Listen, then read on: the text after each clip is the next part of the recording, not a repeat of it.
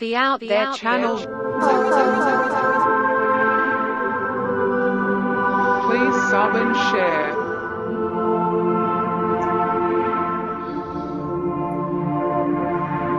Searching for the truth. UFOs, aliens, greys and ufology. Real images, real stories, real videos, real cases, researched and investigated by professionals in the field and cutting-edge discoveries. Multiple witnesses, abduction accounts brought to you by Team The Out There channel.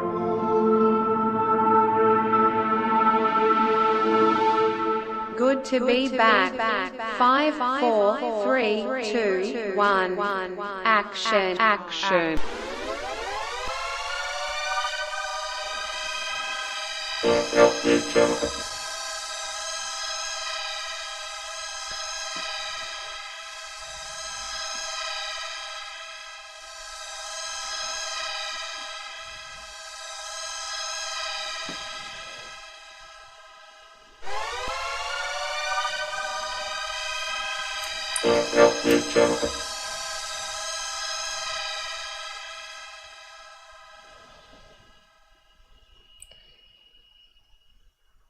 Yo, how's everybody today?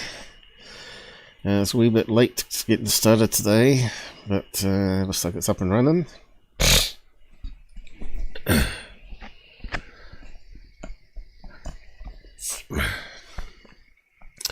think I might have a flu attacking me actually, so if I sound a wee bit off, it's because my ears and throat is bunged up or something.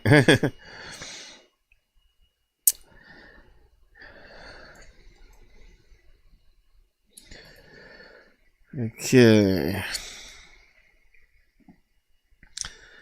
Scott Brown has joined us. Wonder what happened to Michael King. He's normally floating around. How's it going? There you go. Yeah. Michael's got the yo. I need to give 10 free memberships away, I guess. I haven't done that this month. It's already middle of the month. It's easy to forget about them.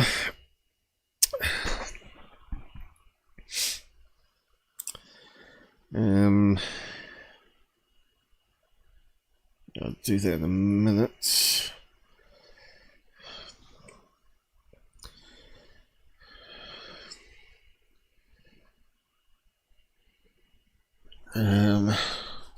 Yeah, I've got a lot. So many things you got to do here. I don't know what's happened. They got some new options here. Google been playing around. Let's see. I need to zoom in on the screen and read what's going out there. Send feedback. Reactions, timestamps. Oh yeah, they've been mucking around. It'll get too complex before long, and we won't know what we're doing.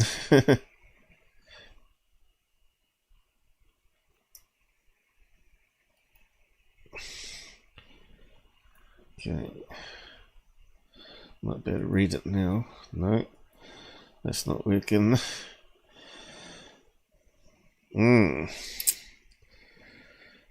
Yeah. Pop-up won't work there. Okay. No. Wrong one. Pinned comment. It shouldn't be that hard to do. It's getting harder and harder because there's so much stuff added into it. Hey. Let's try these memberships. Now, will it work? Because I've got problems already. Yeah,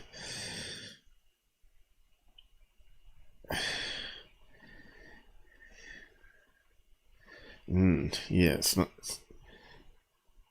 scrolling down.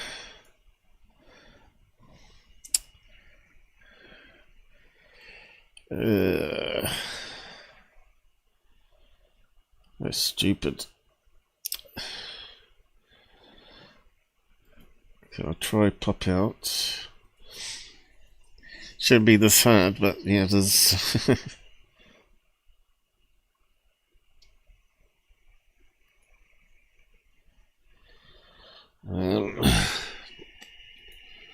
Okay, I can get it that way still. Okay, where are they? Membership gifted. Here we go. Finally. Send 5. Who are we going to get?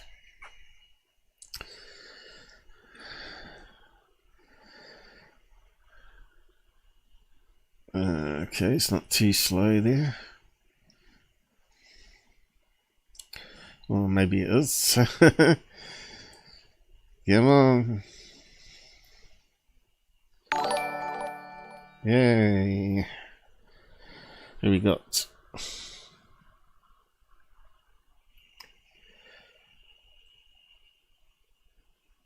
I said something. There's number 2.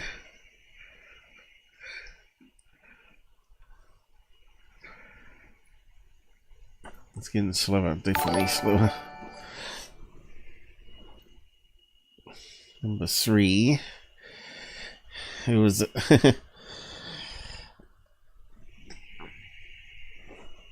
I'm assuming should be adding it to the bottom here, shouldn't it? Oh no, it hasn't fixed that up yet.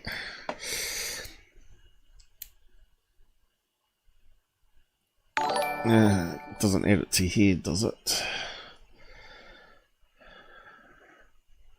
No.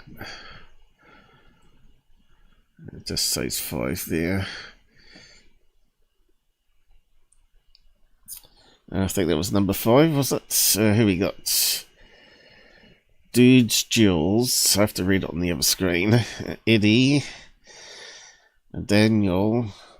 Black Sabbath. Astral. Okay. I haven't seen any of those around. There might be new people.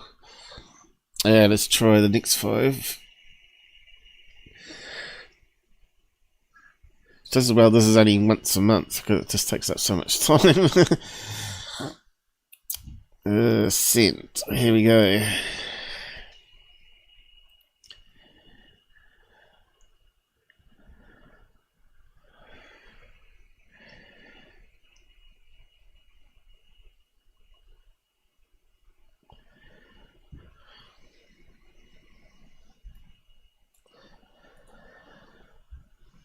Okay, sent it. Okay, next one.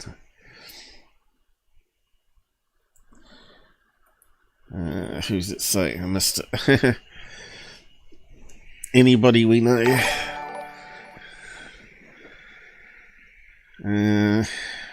Damn, eyes blurry, damn. Didn't catch that one. Metal what? Moss. Yeah, these must be new ones.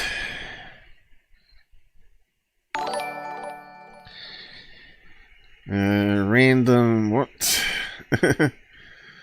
Can't quite read that last word.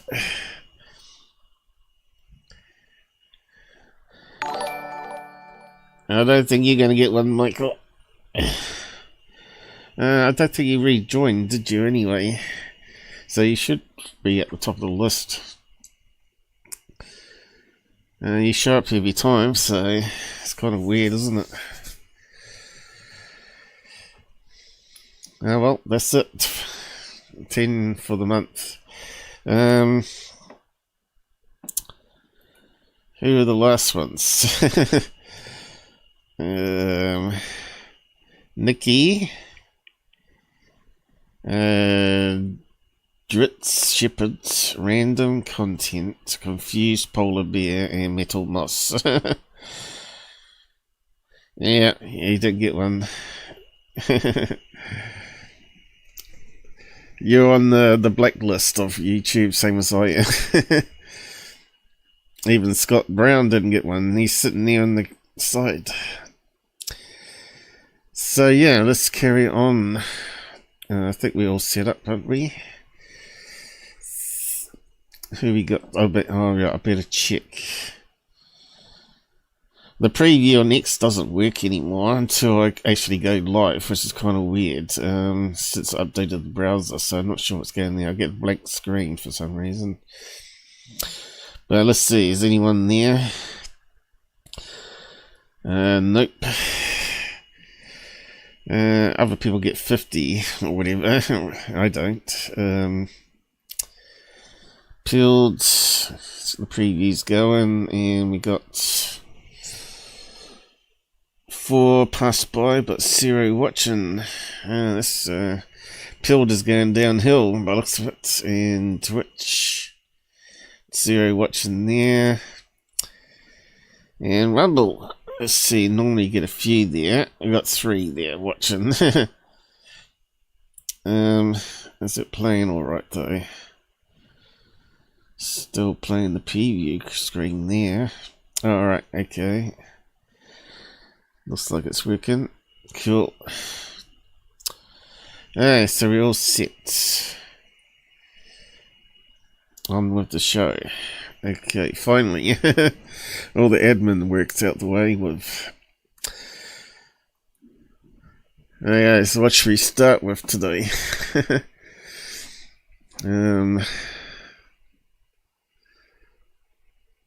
So if you missed last show, we'd had Mojo on.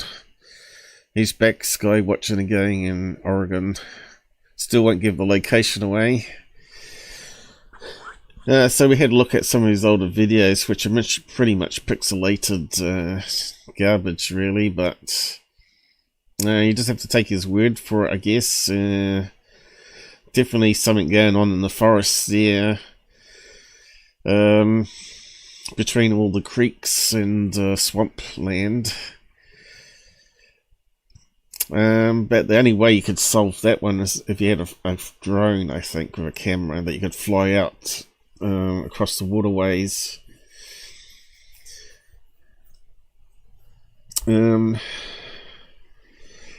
So yeah, we'll just have to see if he catches anything new there, but he hasn't really caught anything since 2011, which makes him more credible in my book, because if you capture stuff all the time, it makes it really suspicious, doesn't it? You know, like those people that claim to be abductees and seeing orbs in the sky every night, pretty much. They're very suspect people, and generally their stuff is normally explained, right? Like distant planes doing holding patterns near airports, and balloons and birds or whatever. What's that girl's name? Marie, right? Marie, whatever her last name was in UK. She was right near the airport, and she was filming contrails that were dissolving that looked really funny clouds. They make funny clouds when they just dissolve. When you get one of those ripple contrails, they look very strange. It makes these individual clouds. And I think she was filming birds as well as flocking and also balloons, but mostly planes and holding patterns.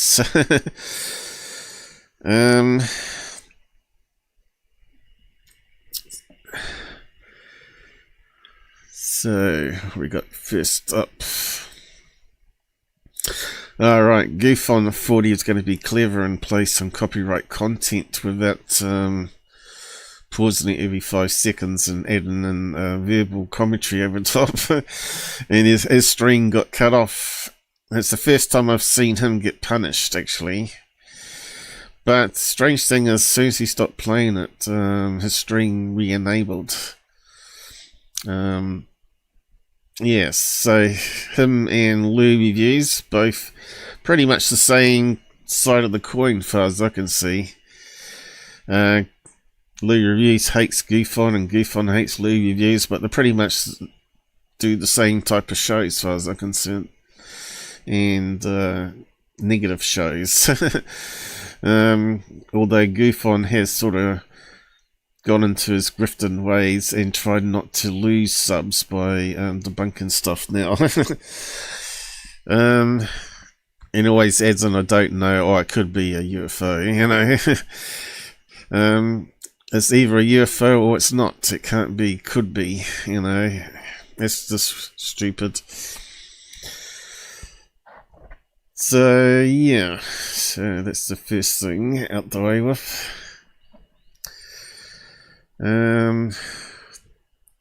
Lack of audio. So, this would be the Bledsoe thing. So this popped out on Skyfire News and everybody jumped onto it. So yeah, I investigated it, looked about, see what people were saying about it. And we'll just play the clip first. I'll just make it full screen here maybe.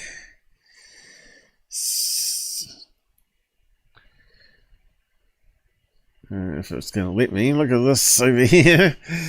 Let's reload that, see what happens. And now it's coming in properly. I don't know why it does that. Hey, it says I'm live, does it? No. Normally adds in your live somewhere. Oh, there it is, down the bottom. So we got no one on X, I don't think, at the moment. Let's play the Bledsoe thing. And we'll break it down. So what's the first red flag? Yes, I've got the sound enabled. So that's the first red flag. When you get a video with no sound.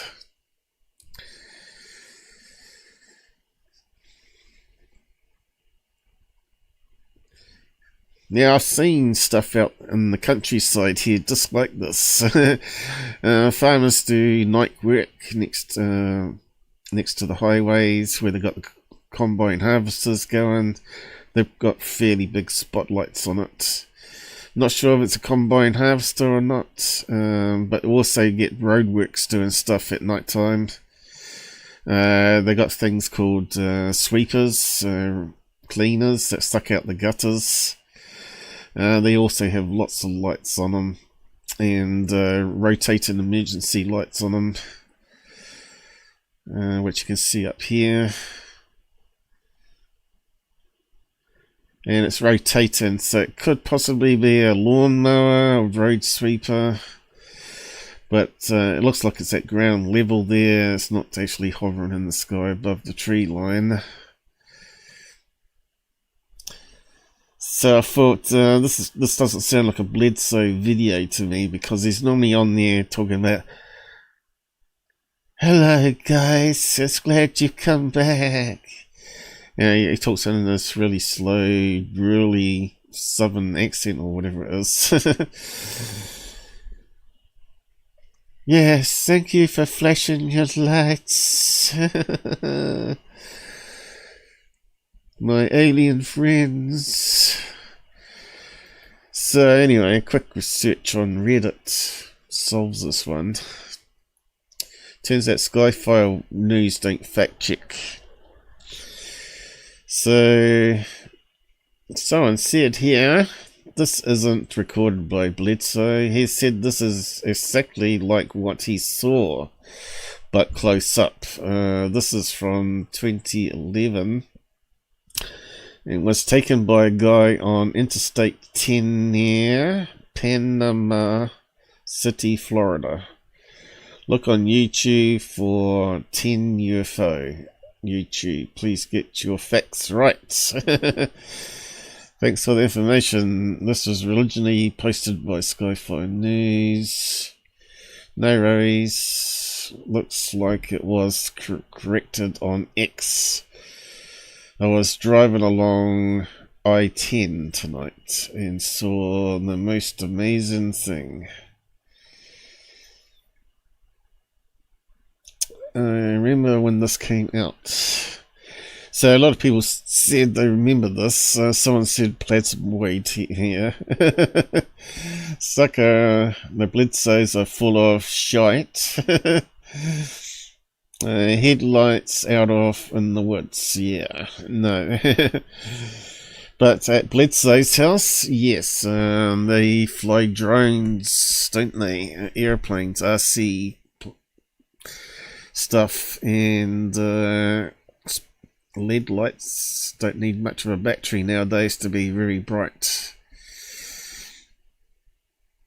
So there you go. That was like a 5-minute research on that, just to see if I could find any video which has actually got sound. Actually, I wonder if this one actually has. I have to open up one of the links. Where is it? Is that it there? Let's click it and find out, I suppose. No.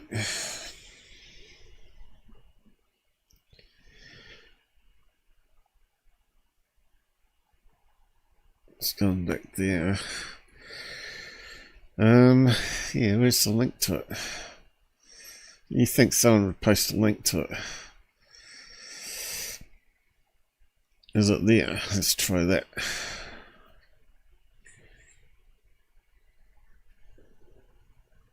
Here we go. Has it got sound? Can we hear a road sweeper noise? I haven't actually looked at the video with audio, so let's see.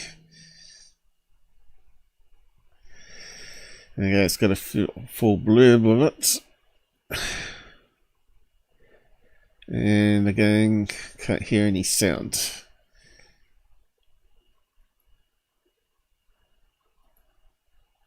It's kind of weird looking at stuff without sound.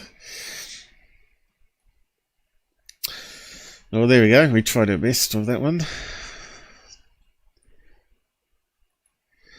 How's my audio sound in there, by the way? I forgot to check. It says it's working here. Okay. At the meters bouncing up.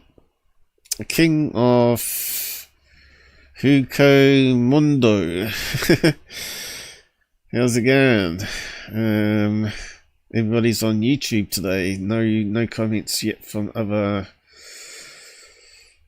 domains that we've added. So we're on X at the moment. We're on Pilled. We're on Twitch. We're on YouTube at the same time. I've dropped off Odyssey because no one ever shows up there. And it's more hassle to set that one up. Still not bothered with BitChute, added on BitChute yet. That's sort of gone downhill as well. It's a bit of a shame, really. Rumble seems to be the one that's going forward, and Pill was catching up to them, but it's died off again. You can see the subs, since I've been mucking around on Reddit, I've been going up on YouTube quite nicely. Although not fast enough still. And yeah, I'll never be able to get up to 10,000 ever, I don't think. BitChute is pretty much dead in the water there. It's been stuck on that number for a long time now. But Rumble there shot up a couple. Although they do have a few trolls on there trying to sell your subs and all that, which is not a good idea. And Pilled subs there sort of been stuck over 100 for quite a while now. 105 has been there for at least a month, hasn't it? So yes, so Bledsoe is garbage, but so it's now sorted out with. Let's get back in order here again. So yeah, what do you think that is though? It's a bit hard to tell, isn't it?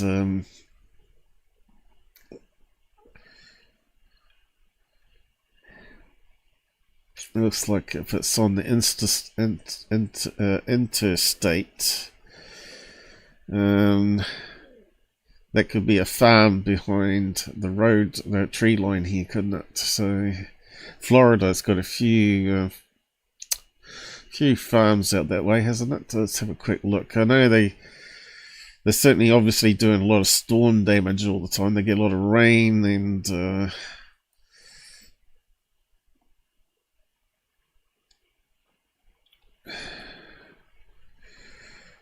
those big cyclones. Let's have a look. So they said Pana. Oh, I forgot. I should have put it in. Pana.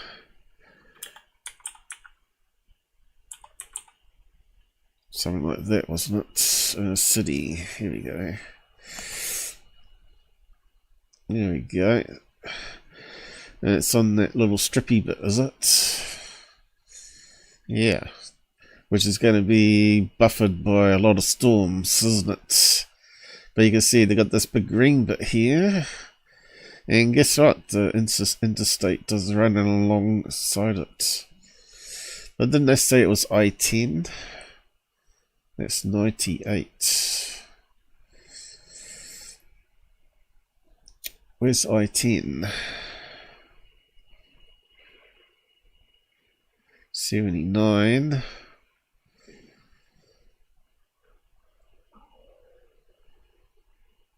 Maybe I-10 is just a nut label off the YouTube channel, I don't know.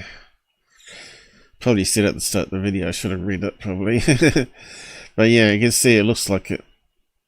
Someone could be living here and filming what's going on the other side here. But anyway, it's solved.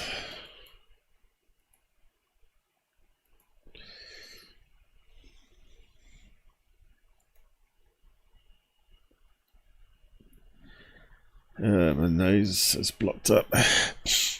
Hopefully I don't sound too Darth Vader-y. I have to breathe through my mouth, I think. I could put some nasal spray in, but it might make it worse. You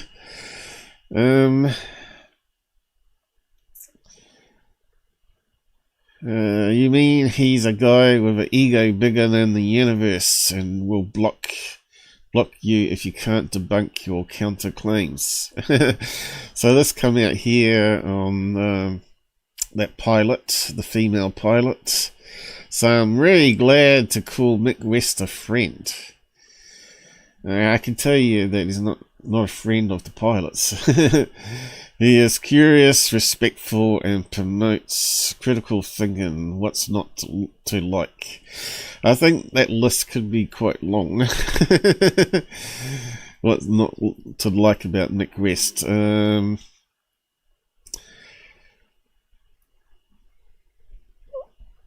think he still blocked me.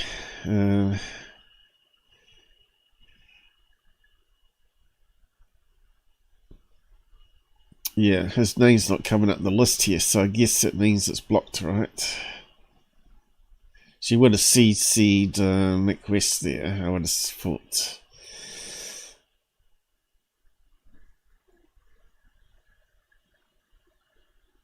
It's important to bring up that even if you disagree with Mick.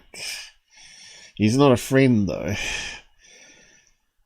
He's not a friend to ufology community anyway. I feel like he enjoys trolling the UFO community. We should all think critically and ask good questions. That's right. I think Nick is a good person too. He's always been civil. Must be that English upper class lip he's got. He doesn't think critically. Laugh out loud. Pseudo skeptics. Yeah, and I find them. For scientists, you have to be like sort of open-minded to new things that you go to discover. A lot of stuff in science is discovered by accident, right? You're searching for something else and you see some other abnormal stuff happen, and then you think, oh, I've got to investigate that strangeness a bit more. It ends up being a new science discovery, you know? Like, probably anti-gravity will be discovered the same way. Someone will be doing high voltage experiment like Tesla, and suddenly something levitates. And it's not magnetism or whatever, you know. It's a lot of stuff gets discovered like that. Microwave ovens were discovered that way, wasn't he? He was mucking around on a magnetron, and it caught some sort of candy bar in his pocket, I believe. Fancy mucking around with microwaves without any protection, though. So it just shows you, you know, it's a bit like nuclear bombs too, and they didn't know much about radiation. Yeah, let's actually just look that up.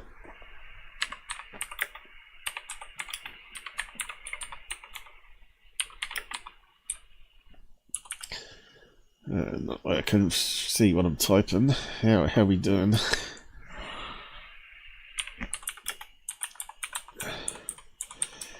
I think it was a candy bar in his pockets. Was invented accidentally when a test for a magnetron melted the engineer's neck in 1946, before the Roswell crash. So that wasn't invented by aliens. Reformed engineer Perry Spencer had a knack for finding simple solutions. 90% of America homes have a microwave. Only 90%? I would have thought everybody has one now. They're pretty much safe as long as you, when they're on, just stay half a meter or a meter away from them, because they do leak a wee bit. Although the radiation won't penetrate the outside skin, it can penetrate your eyeballs if you look. Put your head quite close to the door and look in. I don't know about you, but the microwave we got, the light inside's not bright enough to even see what's spinning around anymore. We replaced our old one, which you could actually see clearly inside. I think it was a Panasonic. And I think we replaced it with another brand. But anyway, come back to that.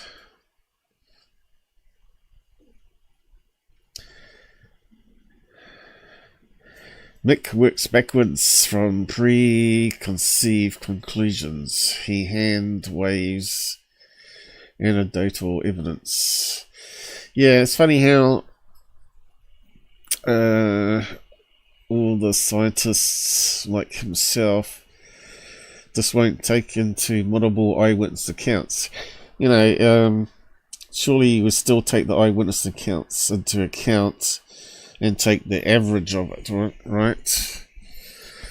Not because, you know, it's going to be some. You just look at all the drawings they do from the school kids, like aerial school, and take the average of it to be what actually the craft would have looked like. So if it was like everybody draw a sort of like a flat saucer, then that's it. Because I think there's been a few skeptics on the aerial school one, including Lou Reviews, which some of the comments made about people being mental or, you know, hypersteria nonsense. That even today, when they're older, their memories are still hard-coded from when they were kids, that they were just imagining it. But you got to remember, kids are all different ages as well, and there was 100 kids there, but you only hear about 60 of them being interviewed. So, yeah, I think you know, people saying, oh, it's bad interviews, and people were putting things in their mind, and they're watching a movie and all this sort of stuff. I still believe that something actually did happen there. Whether it's aliens, it's very hard to know, but it did sound like typical alien greys, right?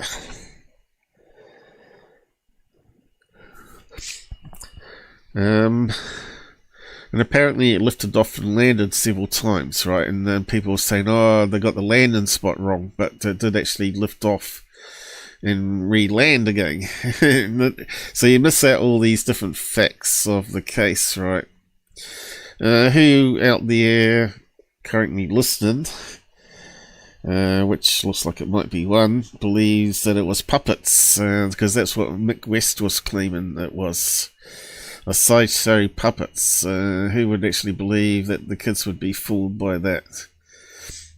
I don't believe so. But yeah, Lou's going into all this.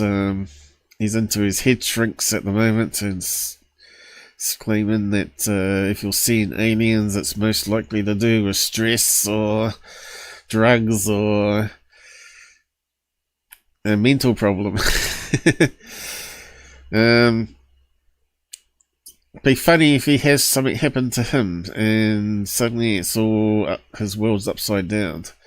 Same with Mick West. I'd love to see something major happen to these guys in the presence of other people so they can't deny it and have to admit that aliens is a real thing because he had a alien visitation. Just imagine how that would shake up the UFO community. Mick West now believes he had his own experience that he can't debunk with his own science. I was very skeptical of a lot of stuff too until my own experience, and that sort of made me believe. You know, Louise was saying that he thinks it's funny that modern day cameras go wrong in presence of UFOs, electronics. Not really, because in the earlier days, they used film and mechanical devices, which is very hard to interfere with, especially by UFOs from a distance. But electronics is not, right? What can go wrong with cameras? Normally they could affect the batteries, right? Create an Oz effect where the current doesn't flow. I think they call it Oz effect, don't they? The Aussie effect. OS and Wizard of Oz, I think it is. It's probably easier nowadays to corrupt if it's all electronics, right? Not just batteries. Than it would be an old phone. In fact, when you think about it, you wonder if MUFON would actually set up a mechanical film that could take snapshots if in abduction cases where they're trying to investigate it.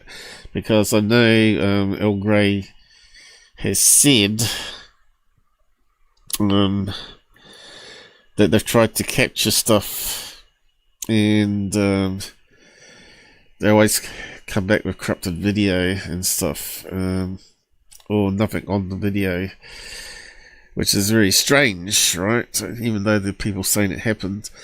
So you think they would set up a Faraday cage system and seeing they can get around that. I haven't bothered trying to do that myself because it's so random. In fact, I don't think I'm going to get any more visits. It's been very quiet for over 8 months now.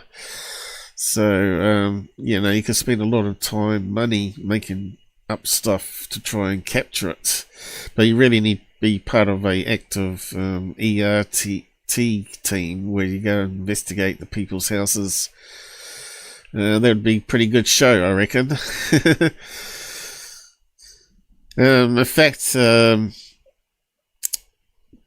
there was a Hollywood team that was following Earl Grey around doing investigations, and they were doing it so they could do it private without revealing the person's address and name and all that.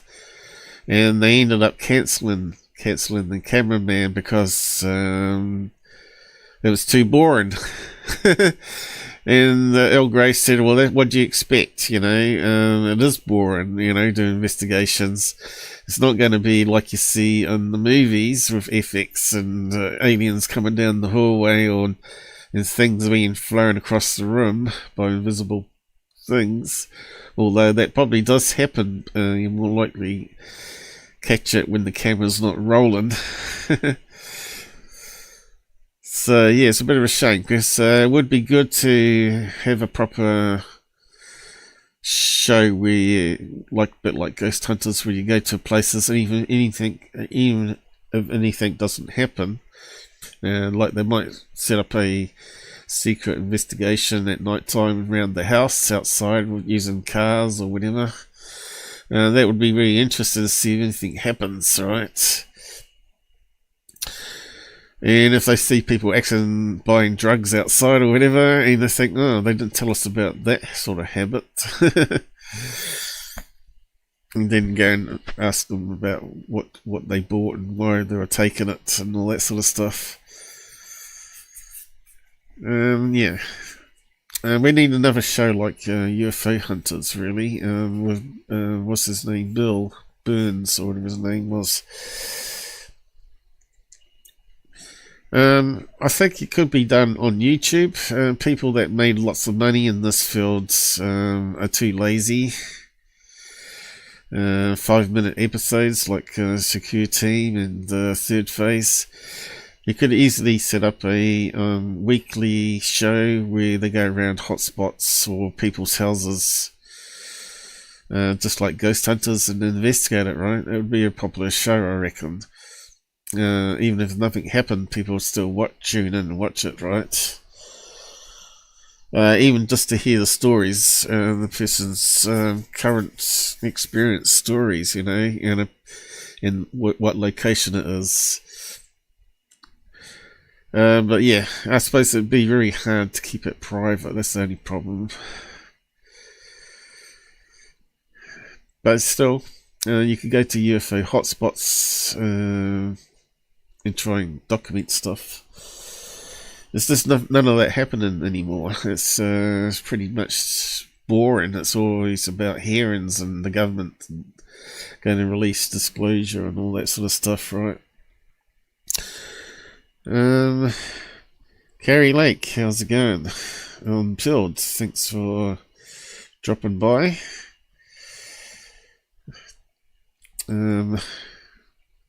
It's very quiet here today. What else did we say here?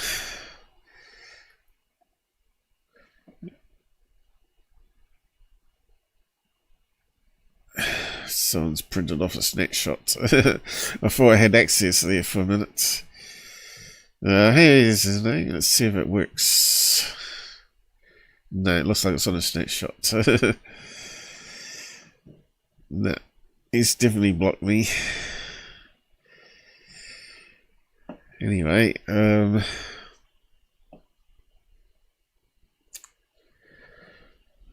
what's it say here? Here we go. That must be him there. Yeah, he's blocked me. Oh no, it was a click. It was a click to him. He's blocked me. Block. What a loser. Facey blocking me. Okay, Skinwalker Rats. I suppose we can look at that. There's a fair bit to cover in the last recent episodes. So I'll just bring up the folders on that one. I might have to get some nasal spray. Hang on. I'll be back in a tick. What should we bring up on the screen? It's terrible when you can't breathe and need to breathe and talk at the same time. Bing bong. I'll be back in a minute.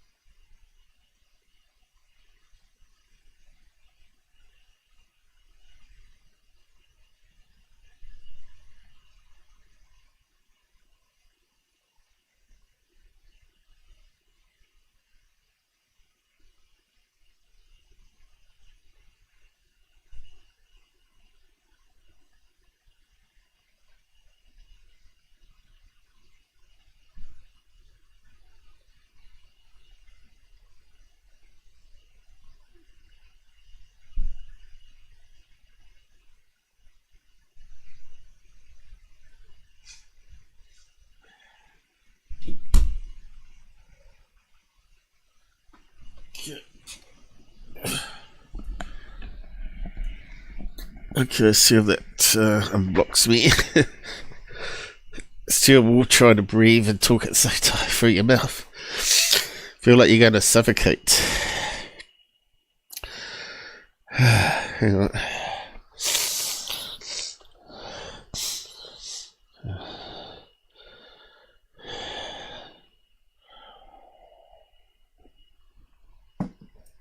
Okay, ping pong, who's winning?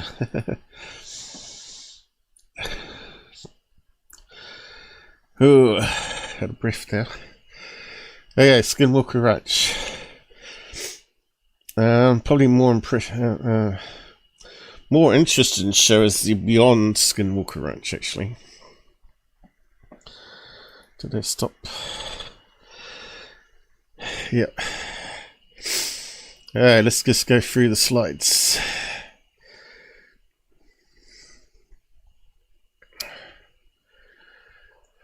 There we go. Catching up, CPU. You can do it. Actually, I need to do that one. I know I forgot to do something. I think that speeds it up a wee bit.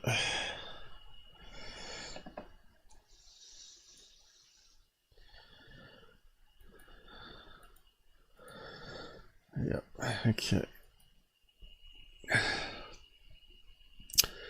Okay, let's just go for it. Okay, first thing they brought up.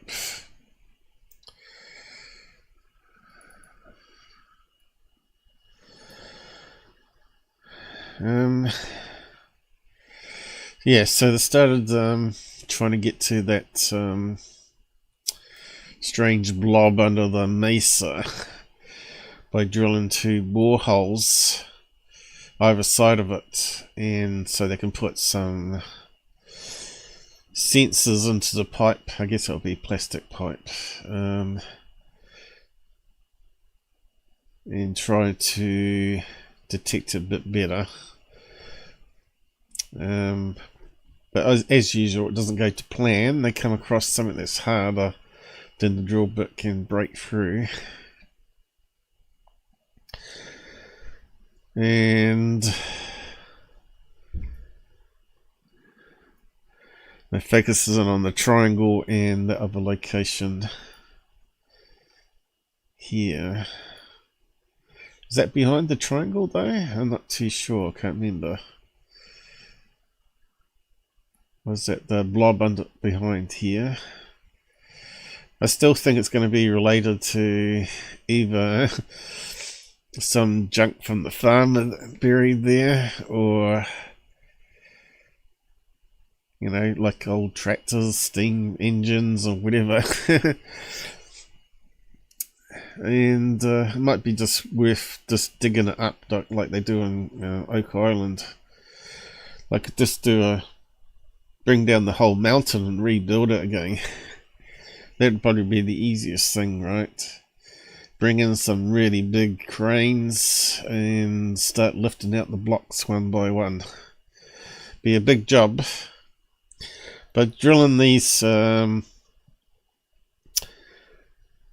do you call it, special horizontal drills that don't go down vertically but actually go upwards.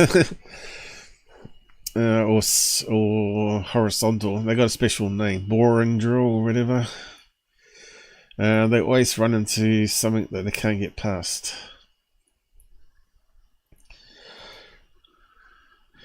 And of course they see some blobs in the sky while doing the drilling. Or rockets, of course, and that's the best we're gonna get. You know, which could be sky clutter, right? Like sky bugs. Could be Mylar balloons. As we pointed out, they've got a campsite at one end of the Skinwalker Ranch, where people could fly drones, you know, say, oh, I'll fly my drone over that area because see if we can see some of their rockets being launched or whatever, you know. You know, they don't point that out. They're very deceptive on the show. If you bring it up here.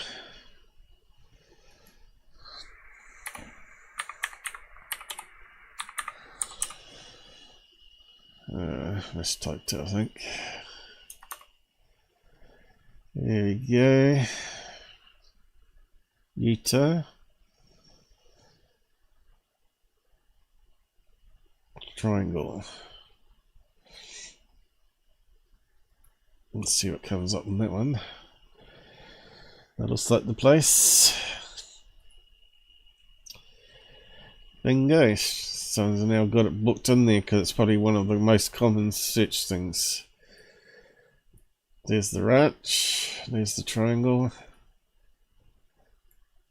And Homestead 2. They've got on there now.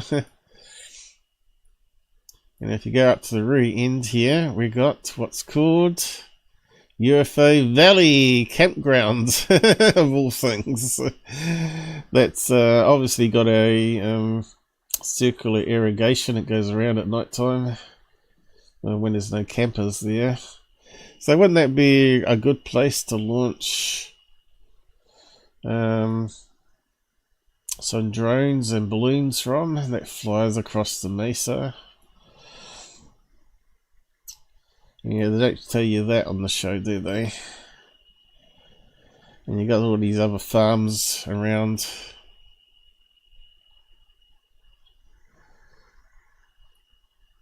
So what's part of the Skinwalker Ranch? Where's the borderlines?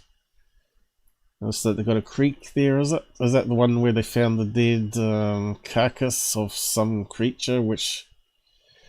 I'm not sure if they come back and told us if it was a dog or a beaver or whatever. Yeah,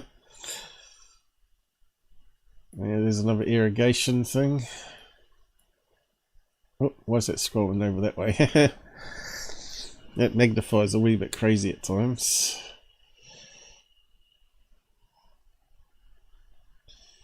Okay, and if you go out further...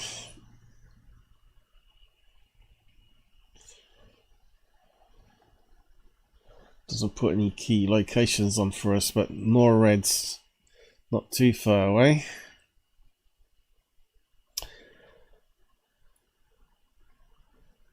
And Denver Airport. So if you put Denver Airport on,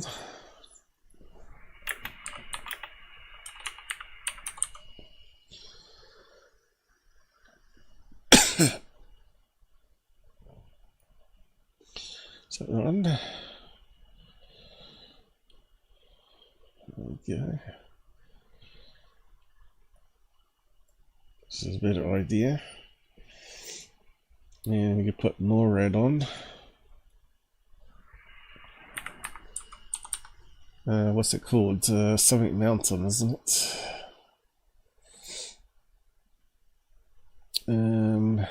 NORAD Road, probably. There's the Air Force Air Reserve Base, California. Why does that come up? I don't know. NORAD Road, probably. What's the mountain called? What's that place called there? From Stargate. What's that name? It's totally out of my head at the moment. Probably NORAD Road anyway. Let's click on that one. It might tell us. And you can see that's next to the airport. Does it tell us on here?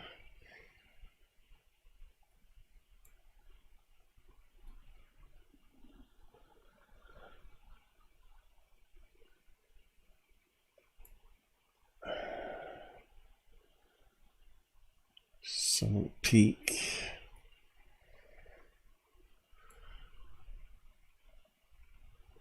Chevron, that's it. Chev. No, how'd you say that word? That word there anyway. So yeah, it looks like it's heading towards the mountain entrance there. How'd you say that word? Cheyenne Mountain? Yeah, that's it, isn't it?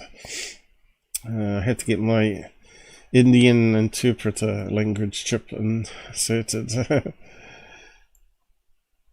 And you can see it's almost in parallel to Skinwalker Ranch.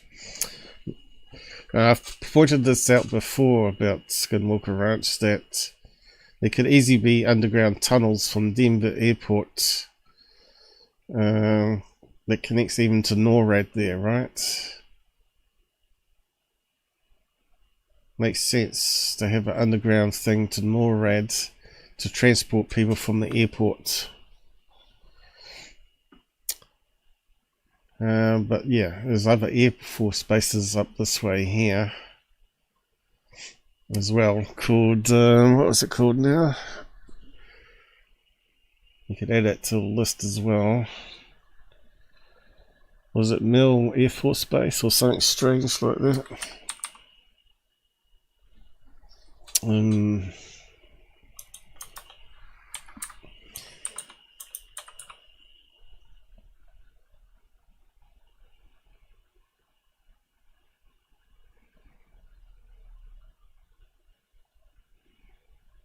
that was in Utah. Or an Air Force Base. Okay, let's click on that one. Where's that one? Okay. Start to see why they would have a lot of military people flying over top of them, right? Got this one here. How far would you say it would be? 300 miles away? I probably have to draw a ruler. How do we do that again? Is it right click? Something like that. Measure or something. Measure distance. From there to there. So we got in kilometers. Yeah, to more red. Oh, how do we get rid of some of these? A triangle, no. From there to there. What we got? There we go. 286 miles, which is in range of those helicopters in the airport, of course. From there to there. That's a fair distance. 700. What's that? 450 miles. But there's another Air Force base here, so it makes sense why they would have a what they call a sky hub there for radio transmission, flying around the air around here, trying to keep the Air Force base, NORAD, and communication. But there was another one. Air Force base. What's in that one? Hill, that's the one. I said Mill, didn't I? Hill. Well, my memory's not that bad. There we go. It's all around Skinwalker Ranch. So there's no mystery there why there'd be black helicopters flying around, right? There's your triangle. Dun dun dun dun. I think it's ridiculous that they don't tell you this information. A campground up at the one end of the ranch. Air Force bases all around it. Yeah, why would they be worried about rockets going up in the triangle zone? Yeah, just to check on, see what's going on. These guys are pathetic, I'll tell you. They really are. And let's just carry on. So yeah, what's this? Who knows? Distant plane coming into land at one of the Air Force bases or Denver airports. And there's another one of it. does seem to be less of a orb, doesn't it? It kind of looks like it might even be a weather balloon. Who knows? It does look like it's got a tear shape going on here in the low res pixels. And this is another thing that really pees me off is they haven't even got a P1000 there with 100 times zoom, because a lot of these things happen during the daytime when they're launching rockets and stuff. It doesn't happen always at night. And you could zoom onto that and actually get an up close thing. Could be even a Chinese UAP balloon, right? Who knows? And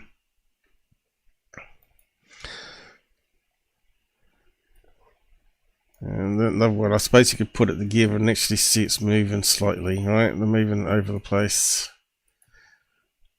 Oh, what do we do this? So, they get the laser guys back. And what they called? New Cell Laser International. And Travers there's yapping, all these scientists, so-called scientists, are yapping to him with his weird sunglasses. And he's lying to the guy, saying there was a gap in the laser as big as their tent. Where's the tent? Do you see this tent behind? Goes on for a fair distance here. And he's saying, oh right, something blocked off the laser as big as the tent. And he's telling the guys they saw it on their camera, high speed camera. But they didn't see it on video. He doesn't say they didn't see it on video, alright? So he's talking to the owner of the laser to come back and set up the laser show again. But instead of it creating a size tent hole in the laser beam, it simply stopped at a certain altitude, as you can see here. And he's saying, oh, it's hitting something, it's not going past something in the sky. And people saying, is there a cloud there? Well, you can obviously see, looking at that there's something happening in the atmosphere here. And it does look like some clouds, you know, ice particles, you know. There's definitely some atmospherics being illuminated here. And these guys are all looking confused. Is it hitting a cloud? No, but it could be hitting invisible ice crystals. And they send up the drone to see what it looks like from looking downwards.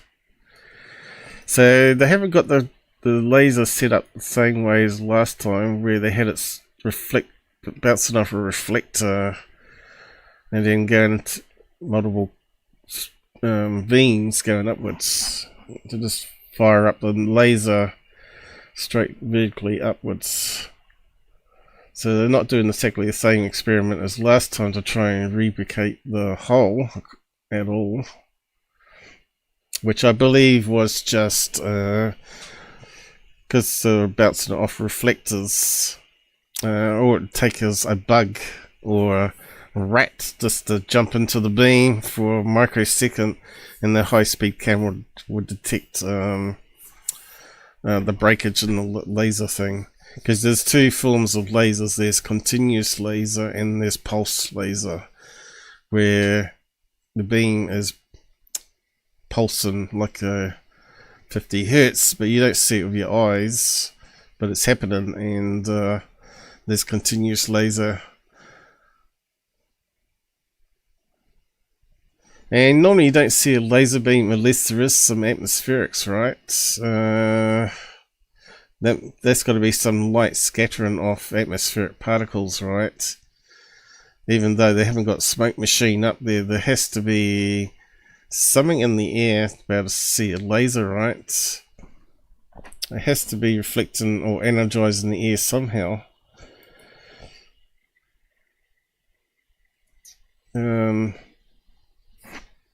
Maybe we should ask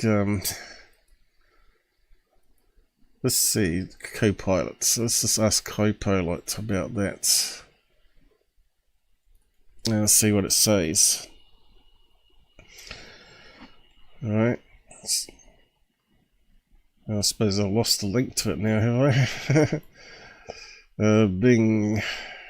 Have I got it in the list? Edit. Bingo. Alright. I have to bring up Edge, not this one. Got the wrong one again. I need that one.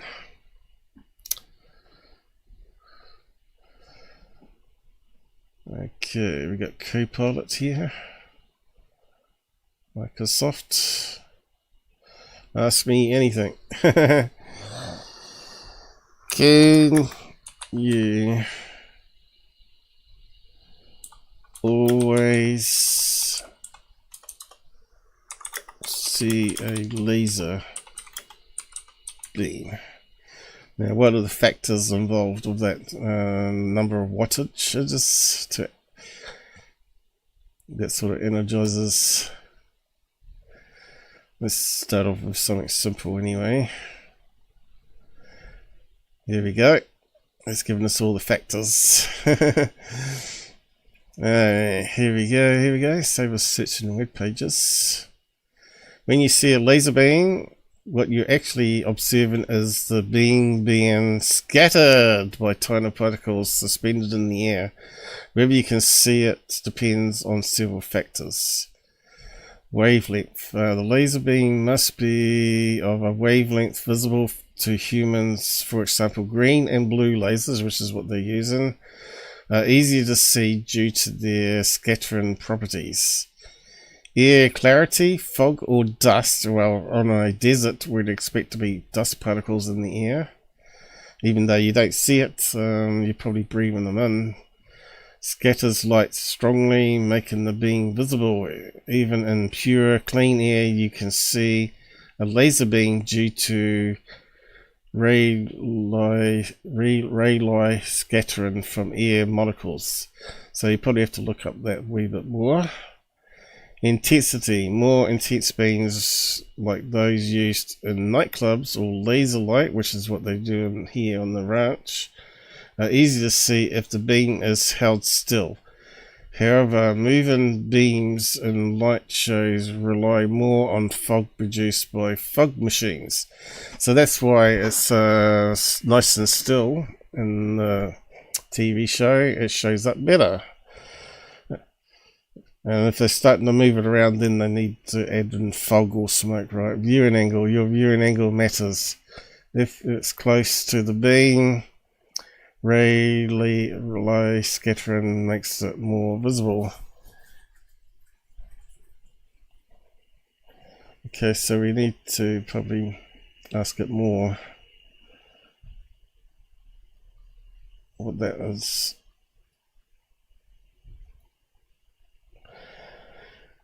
So yeah, that sort of helps quite nicely, doesn't it, using AI now.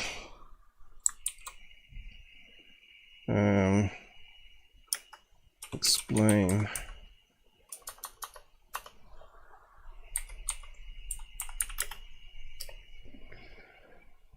There we go.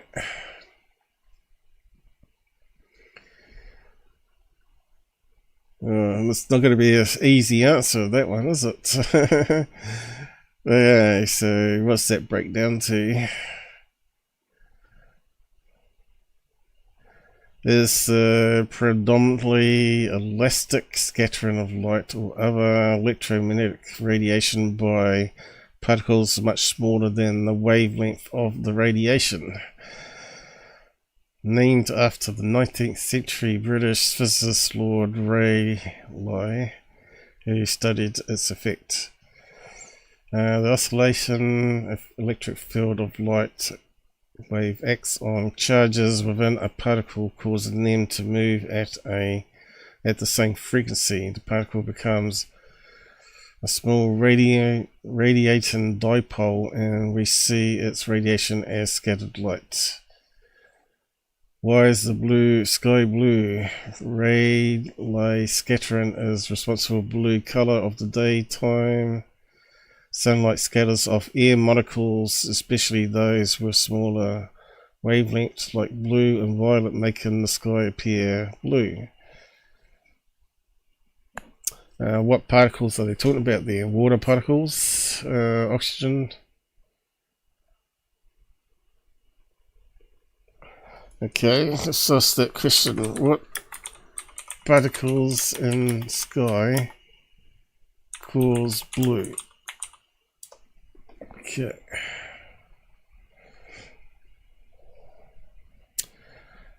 Okay, it's gonna go.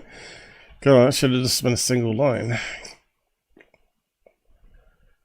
Blue light of the sky. Sunlight, which appears white to us, is blend of all colors as it passes through our atmosphere, interacting with gas molecules, nitrogen and oxygen. These molecules scatter light in all directions. Blue light with shorter wavelengths scatters more efficiently than the red light. But yeah, what gas is causing that though? Still hasn't answered it. Looks like it's going to be nitrogen maybe, is it? But what gas makes blue? Let's see if it's clever enough.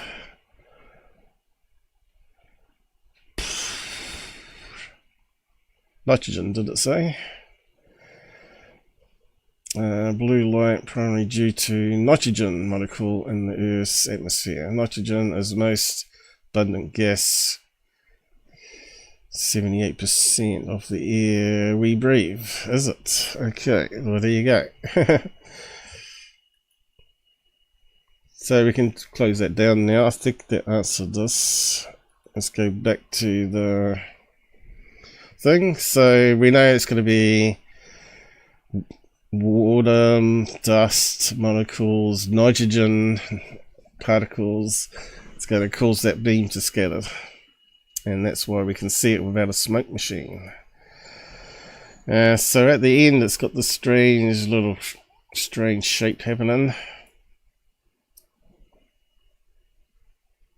where it creates these bands, which kind of suggests to me that it's ice particles.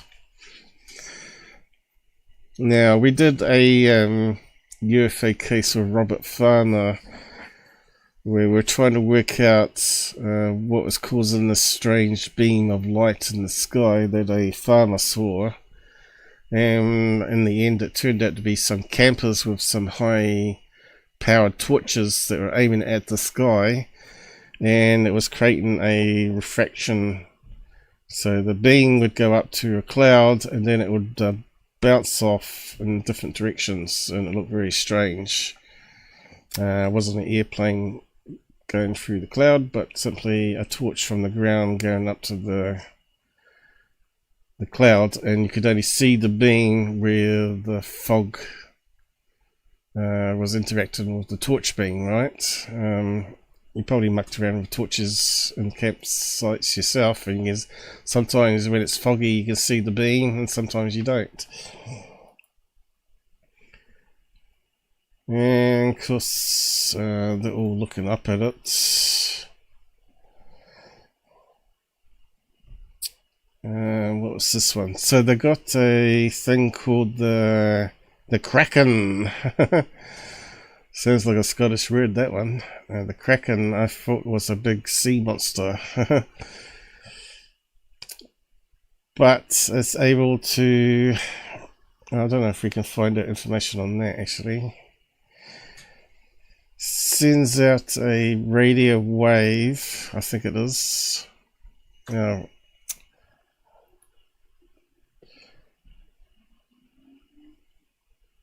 And it works out, yeah, I did actually know. Let's see if there's an explanation here. Again, we should have asked the AI if it knew about it. I think it might be just their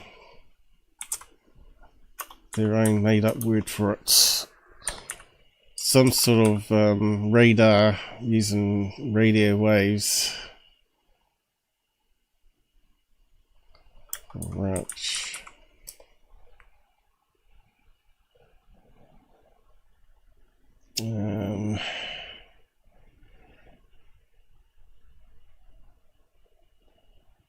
Hasn't come up, has it?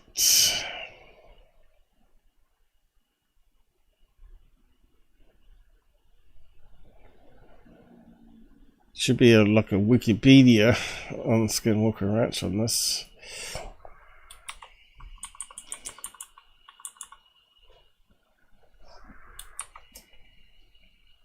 I didn't know what it stood for or what it represented.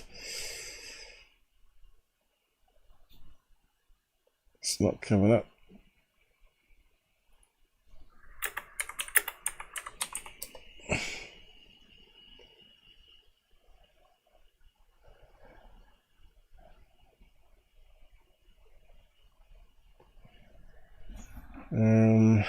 Here we go. No. Looks like it's used for lots of things. Former security personnel. Was the Kraken originally visualized as a squid? No, I don't think it's that one. Curse of the Kraken. No, I don't think we talked about that one. Let's see. Radar.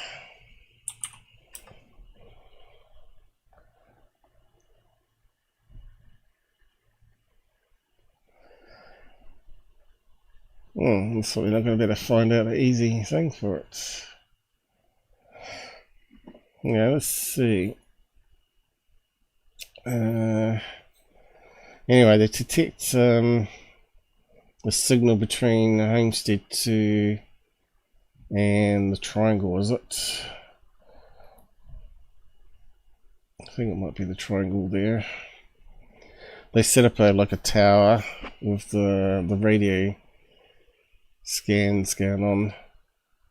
I think it might be just something to do with the 1.6 gigahertz signal. There we go.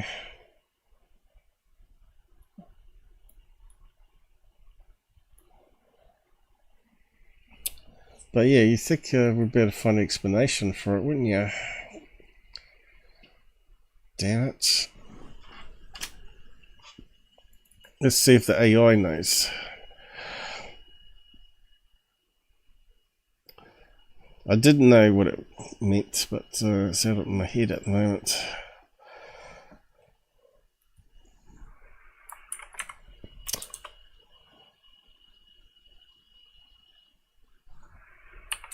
It is the Kraken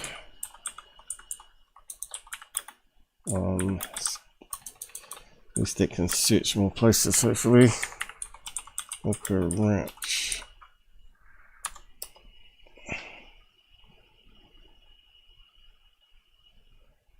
There we go. See what comes up with.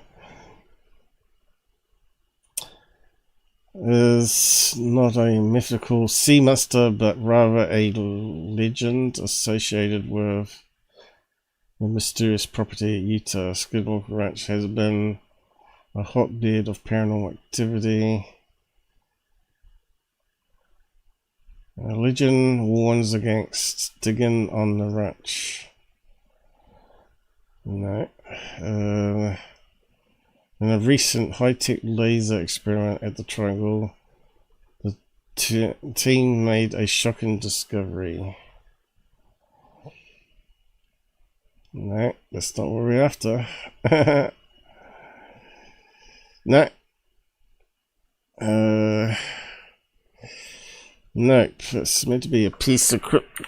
Nope, it's meant to be the name of a device they use on a tower.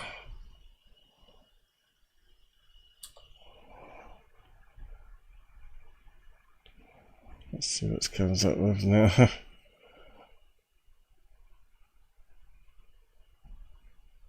The Kraken's purpose remains shrouded in secrecy. Isn't that always the case with Skinwalker routes? There's no nothing's open source there. The Kraken device in Skinwalker is indeed intriguing. It's a specialized piece of equipment used for monitoring and detecting anomalous phenomena. While specific details about the design and function remain confidential, it's believed to incorporate advanced sensors, cameras, and possibly even laser-based technology. Given, I think it detects the 1.6 gigahertz signal, and they can measure or triangulate where the signal's coming from. I think it's about detecting gigahertz.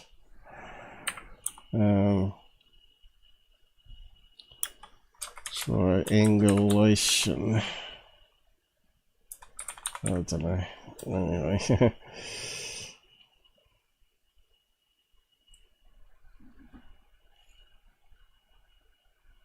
You never know what's going to pop up after that. If the Kraken device is designed for triangulation, it's likely incorporates specialized antennas. Yep, it has. Detecting by analyzing the time delay between signals received at different points.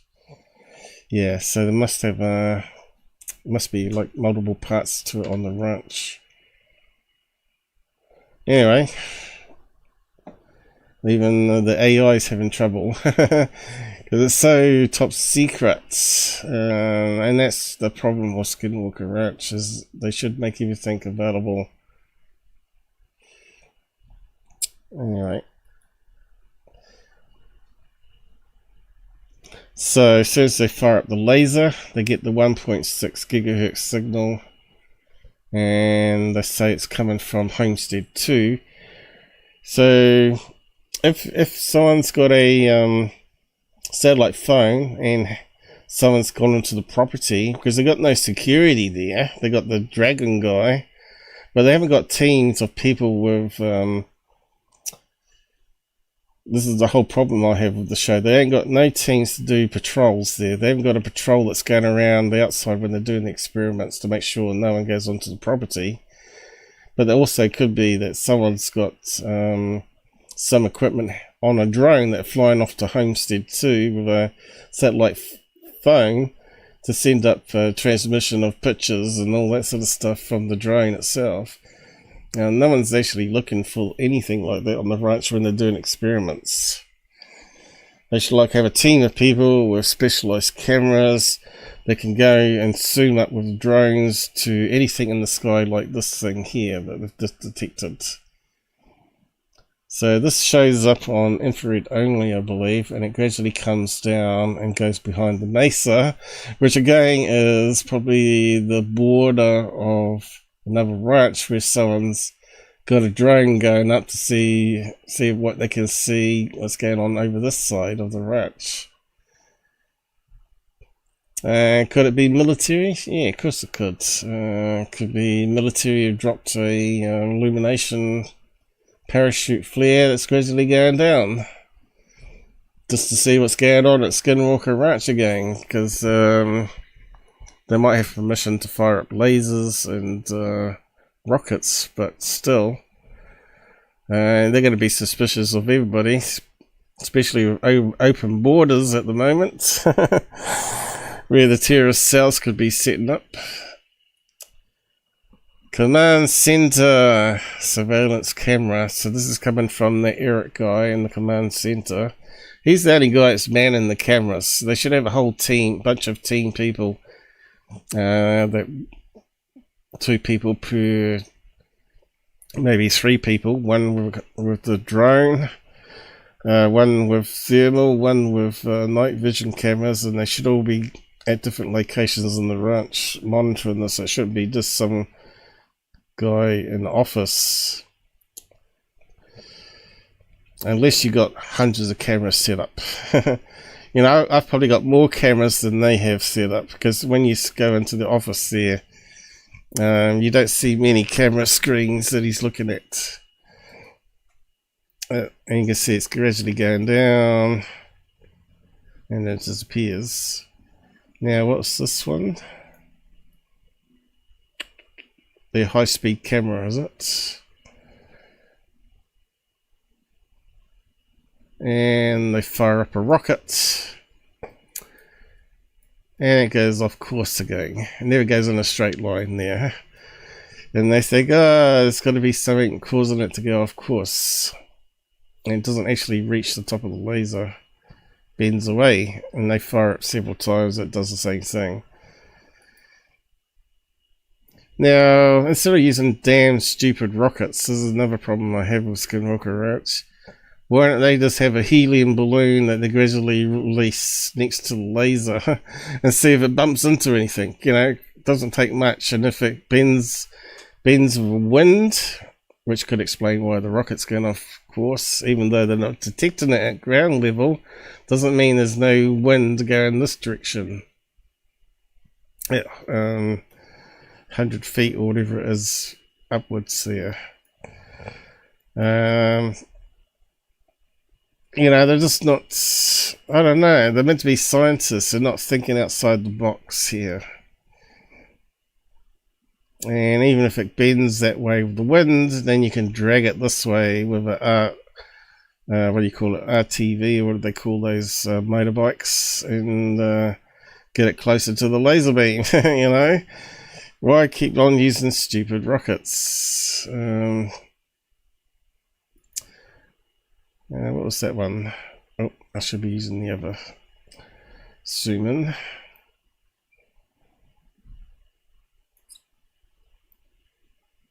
What was that? Was it something that showed up?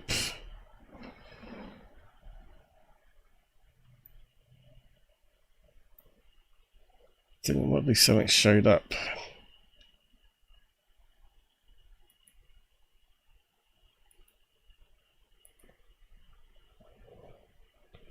It looks like a balloon though, doesn't it?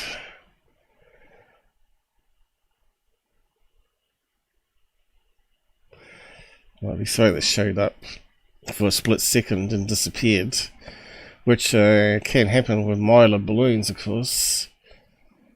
Might be because they've got a big powerful light beam, a spotlight shining up this way, and then the balloons just come in and just suddenly got illuminated. So that's the problem. This is why it needs to be open source. So there they got another close up of the tip of the laser. We can see it looks like it's causing diffraction of crystals going horizontal here. And now to the drilling, and of course the drill gets stopped. So they go and talk to the guys to work out why the drill has stopped. What's the next thing? Back to the office. To look at the Lidar, because they had the Lidar going at the same time, where they got a drone in the sky that's got a laser system, which is the same as their big powerful laser, and it reflects off particles of smoke, dust and ice crystals. But it gives you a bit more of a three-dimensional picture of what's going on, and of course it always forms a circle because it's like a radar, and that's what it looks like from the top. It creates a hole, which is what you expect if you've got a drone just flying around stationary. It's not filling in the gap by flying backwards and forward and up and down. And again, this is where it's being misled, right? You can see there was a hole forming here, even on this angle here. And firing up rockets is going to cause more dust and particles in the air that it's going to reflect off, right? It's pretty basic science, really. And of course, Travis is talking about wormholes again, and again, this whole and these density patterns happen because they're keeping it stationary, and they're firing up rockets and stirring up the dust, as well as creating smoke particles. And it's a problem with Lidar, the lasers, as we read, talking about the ray line scatter and whatever it's called. And then he's talking about a side view of it, where it makes this funny cone shape and two donuts. Again, it's expected, as far as I'm concerned, because the smoke particles. And you think these scientists would know this one, so they're putting this together now, saying they got some strange errors of the Lidar going underground. So again, this goes back to what I was saying about the radiation there. They might have a pocket of radon gas where the drone flies in and it mucks up all the memory on the device and corrupts all the data. So I think, to go back one, it's saying all this was errors under the ground, which can't happen with Lidar. This is where it's meant to be scanning, but all this, instead of being up here, has gone underground. Again, memory cells. Because they don't put it in, what do you call it, Faraday cage. They don't have hardened memory cells from radiation on that drone, I betcha. But they're meant to be scientists. And then they got this other one here, it creates a column, strange column, that also goes to Homestead 2. Looks like I've got some lunch coming. What is the time? Oh yeah, 12:30. Let's see if I can eat it in a minute.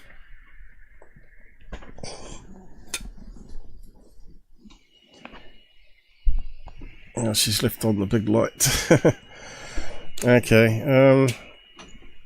Alright. Sort of blinds me otherwise. What do we got here? We got the drone, is it?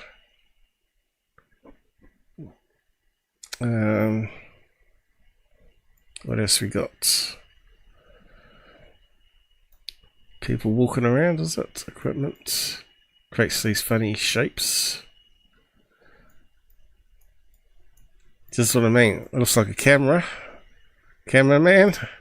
I like you can see his face. So that's what the Lidar see. It's making a 3D image. That looks like antenna or the laser reflector. That's the drone going up. And I think this is going to be all the smoke particles from the rocket that went up, right? And when they look up into the sky, it creates this cone that goes over top of them. Surprise, surprise. And it goes up to the top of the laser. And it forms this pattern here. I guess this is a computer animation of it. Homestead 2 had this beam going up, and there's the laser beam, and there's the other one column going up from the canyon. Well, that kind of makes sense to me. If you're firing up rockets, the smoke particles are going to expand outwards, right? Just like a contra of a rocket. And the Lidar is going to bounce off it, right? At 2,000 feet. Because that's where the rocket went, you know, it went up this way. There's also, there could be some weird air currents in that triangle patch happening through other factors where it's creating a vortex, like a tornado. And the Lidar is picking up where the particles are being rotated around in a spiral. So that was the whole episode of Skinwalker Ranch there. Now we got Beyond, which is a bit more interesting because they may have actually some credible evidence coming up.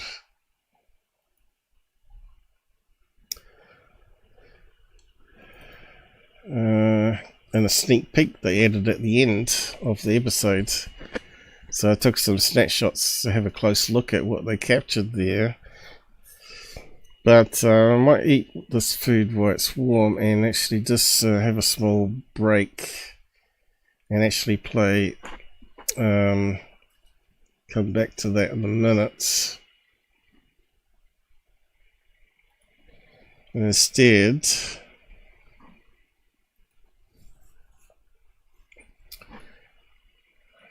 I might play this episode here,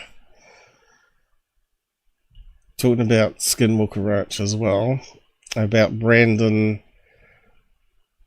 Brandon Friegel, lying about Kirkpatrick. So I'll just play that there and mute myself or munch on some stuff here, so you don't have to listen to me. I'll just mute that.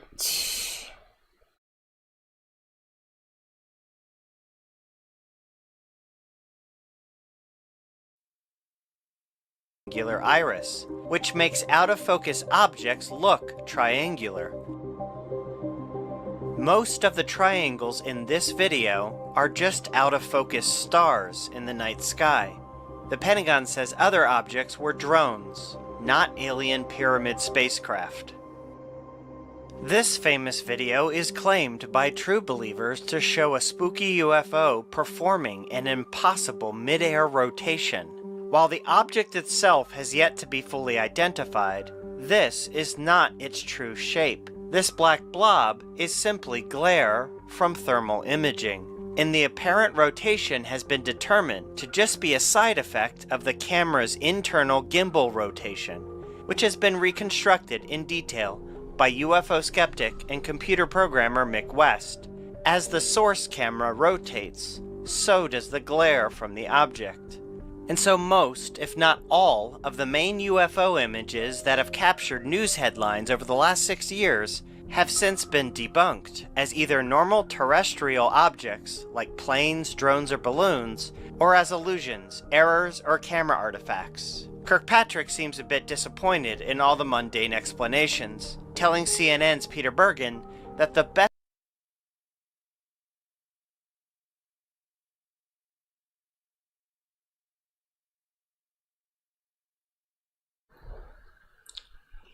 Okay, so I don't entirely agree with that one. The Mick West thing is making assumptions as well about the shape of the gimbal UFO. That is produce what do you call it? Little wing things that stick out, and could be still the reflection of the skin of a craft, right? Mick West is assuming the heat is actually produced from the engines of the craft in question, and that's what you're seeing as a representation of the heat spikes reflecting off the wings or whatever, tail fin. When in fact it may not be producing any heat from engines at all. It may be actually a UFO, and that's actually the heat of the particles of the air reflecting off the skin or the charged skin. So they could be still wrong, and cool Greenstreet is going with the Mick West narrative here. So I'll probably end up pausing this every so often and chipping in, or pausing it, because I noticed he's got some music there. It's probably already got copyright claim on it already. I'll just mute that again. best thing that could have happened never did. The best thing that could have happened in this job is I found the aliens and I could have rolled them out, but there's none. There is no evidence of extraterrestrials, there is no evidence of aliens, and there's no evidence of the government conspiracy. Okay, now for the part most of you are probably waiting for. My previous report ended on somewhat of a cliffhanger.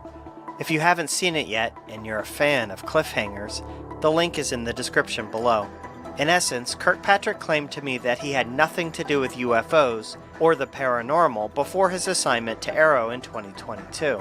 But then I discovered he was at a 2018 briefing, which featured a presentation about Skinwalker Ranch, a supposed UFO hotspot.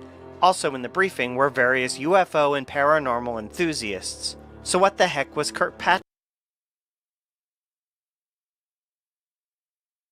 doing there? UFO believers who don't like Kirkpatrick smelled blood. They took to social media to say my report proved Kirkpatrick was a liar. But he didn't actually lie about anything in my report. Sure, there were some outstanding questions and confusing statements on all sides, but that alone doesn't make him a liar. Because of these wild accusations, I felt it was necessary to dig deeper. I now have new information about this briefing, so let's fact-check the main claims. In June 2022, I interviewed Brandon Fugel, the owner of Skinwalker Ranch. Claim number 1. Fugel claimed that in 2018, a congressional staffer named Thomas Kurt McConnell from Senator McCain's office called him and asked him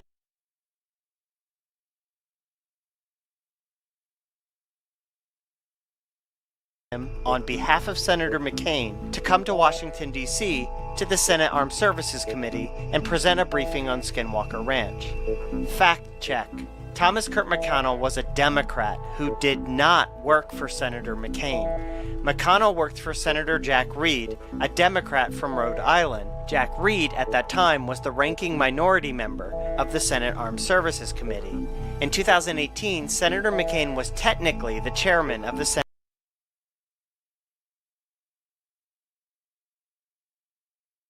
Armed Services Committee, but McConnell would not have worked for him. Also, in 2018, McCain wasn't even in Washington, D.C. He had been diagnosed with brain cancer, and starting in 2017, had remained in his home. So, a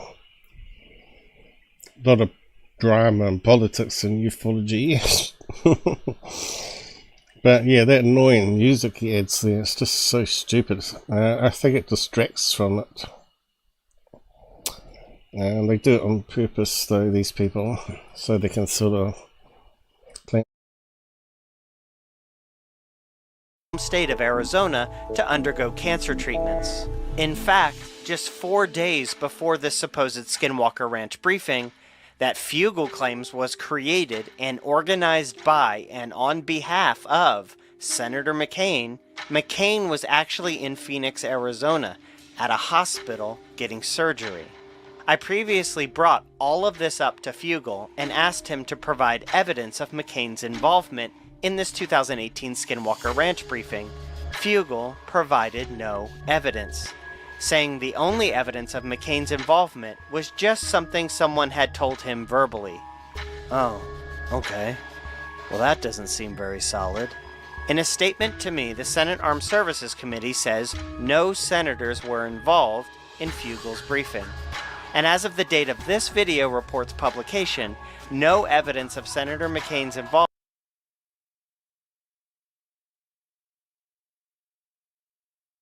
has been provided. So, for now, this part of Fugel's claim is unfounded and lacking evidence. Claim number 2. Fugel claims Sean Kirkpatrick was at this 2018 briefing. Fact check. Kirkpatrick confirmed to me that he was indeed at this briefing.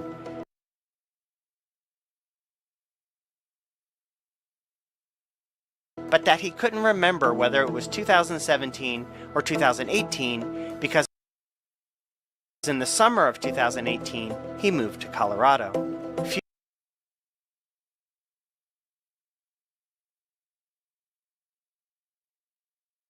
Fugal told me he had photos from this briefing. I asked Fugal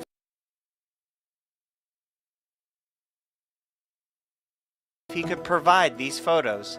He did not provide them. Only after my report was published did Fugal publicly tweet a photo from the briefing, which shows Kirkpatrick there.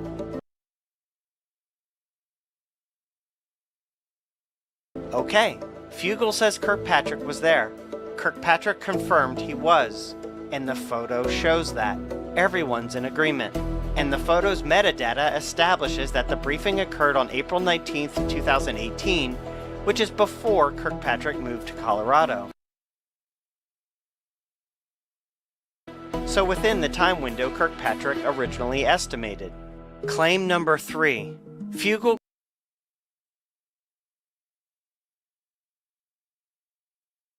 claimed Kirkpatrick was, quote, one of the individuals leading the discussion at the briefing. Fugal also claims Kirkpatrick told everyone in the room about his belief in, quote, the reality of UFO phenomena. Fact check. Kirkpatrick responded to this claim saying, that is a blatant lie and mischaracterization from Fugal. I neither led the meeting nor ever said UFO phenomena was real, period. The meeting was called and led by Kirk McConnell. I was invited by McConnell to listen and give my opinion. I didn't lead the conversation. I didn't say much, but ask a couple pointed questions at the pseudoscientific presentation. I gave my unfavorable impression and assessment of the briefing.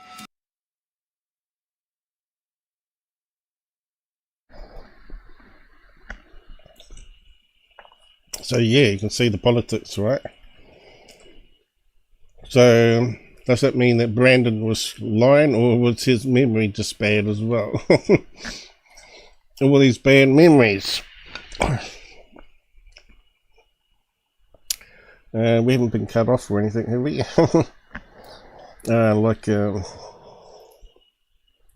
Still looks like it's still working. I just had to check. I'm almost finished eating here, so I just... To the staffers.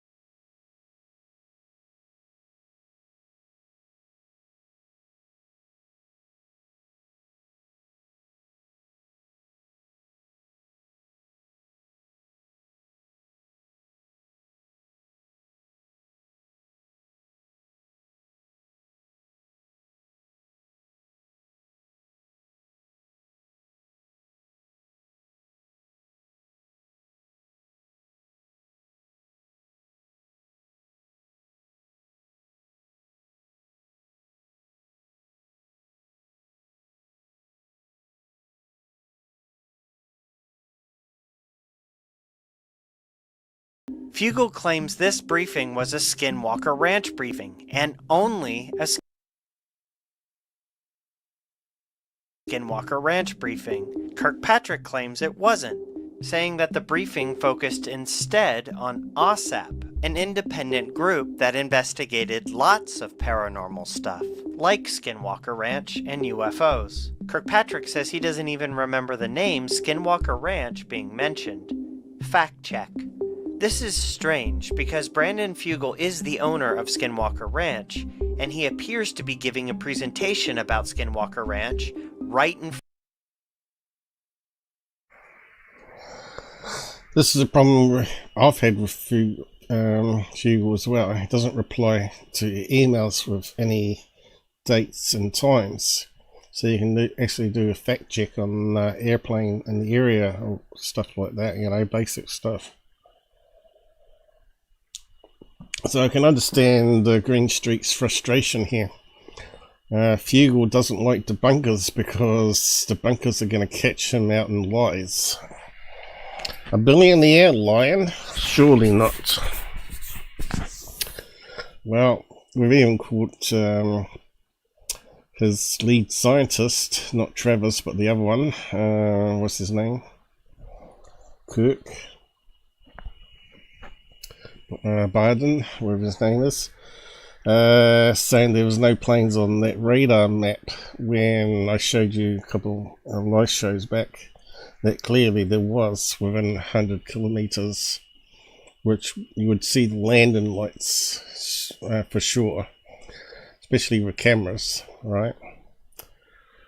And of course they got goggles and all that sort of stuff. So I think they're just lying to create a show. And I don't think you need to lie to create a show. You just need to present it and do it scientifically. And even if you prove that there's nothing going on at the ranch, this means you're going to have a shorter season. Or maybe they're just doing it wrong.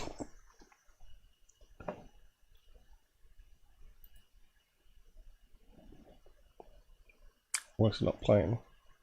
Front of Kirkpatrick, but Hal Putoff, again, who was part of the presenting team, told me the purpose of the briefing was to inform some congressional staffers about the history and future plans for investigating UFOs / Skinwalker Ranch. Okay, so according to Putoff, Skinwalker Ranch seems to only have been one of the topics discussed. Again, Kirkpatrick says he was only there as a favor to Kurt McConnell. Kirkpatrick was not impressed by the briefing and says he never gave it another thought. So it does seem likely that Kirkpatrick, when asked about this briefing 6 years later, would not necessarily... So yeah, maybe someone could play the briefing so we could watch it for ourselves. I bet it'd be a bit like Skinwalker Ranch, where there's a lot of claims made, but really any zero evidence backing it. Remember all the topics and details discussed. So this claim seems to be kind of, but not entirely true. Kurt McConnell did not reply to my multiple requests for comment. The Department of Defense would not let me speak with Brennan McKernan, who was at the briefing and is still a Pentagon employee working in naval. Yeah, all the secret stuff, that's just garbage, isn't it? What they got to hide? Lots of things. Corruption, how they're moving money around.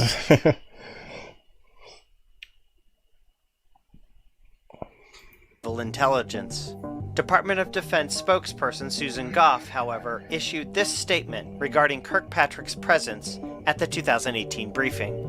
Dr. Kirkpatrick had no involvement with Skinwalker Ranch. When DoD officials are invited to attend a briefing on a subject that Congress thinks may be of interest to them, the officials will usually accept the invitation. Acceptance of a congressional invitation does not denote confirmation or validation of material Stupid music. presented or discussions held. Kirkpatrick offered an updated statement regarding his involvement with UFOs before 2022, saying, "Other than attending one briefing at the request of the Senate Armed Services Committee in an unofficial capacity, I had no official duties regarding UFOs." So there you have it. An unofficial briefing 6 years ago about some spooky things that seems to have been a bit blown out of proportion and embellished. Which, if you've seen my previous reporting, is par for the course for Brandon Fugle. Yep. All smoke and mirrors. Google produces a History Channel show about his Skinwalker Ranch. And basically every episode contains exaggerations, embellishments, and unfounded claims. Yep. Links to all, I just pointed it out too. all my reporting on Skinwalker Ranch and Brandon Fugel are in the description below. Yes, very disappointing. Could be done a lot better. But yeah, a lot of people get suckered in on the UFO community on this. I posted a link to it since we played it. I only played halfway. I think he's got a recap of all the other stuff before it. Greenstreet.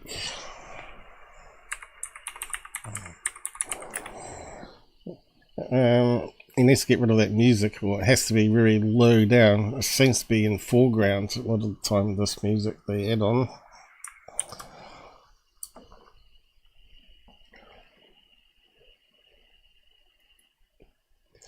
But yeah, if Brandon's been caught out in a lie on that, then what else he lied about? In fact, does he actually say that? As for Sean Kirkpatrick, we may never hear from him again.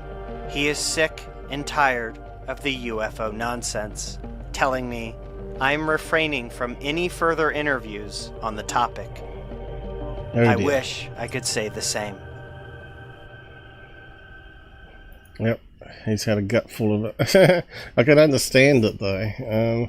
This is why we don't dive into all this side of this crap. We look into average Joe Skywatcher stuff, and still people bitch about the camera quality, but at least they're out there trying to get disclosure, trying to get the evidence, more than you can say all these talking heads are doing. Government probably got some of the best quality evidence. They got to have better camera footage than what we're seeing. Can't trust any of them. Might leave that to the end. These are quite funny actually. Was that the other one? Yeah. We'll come to that in a minute. But yeah, we go back to Skinwalker Ranch, beyond Skinwalker Ranch now. Mike's with us again, and Rasta. Have you ever listened to the British soldier who guarded a cave in the Falklands that had alien-looking containers? Pretty sure we've seen it on some UK documentaries. Sorry, I ran out of characters. Yeah, that's another stupid limitation, isn't it? The 128 characters or whatever it is. It's terrible. It should be like 2,000. But then again, you get people that create huge, long comments with spam in it, and the N-word in it, and stuff, crazy stuff like that, just to try and get you shut down. Yeah, it seems to ring a bell, Rasta, but the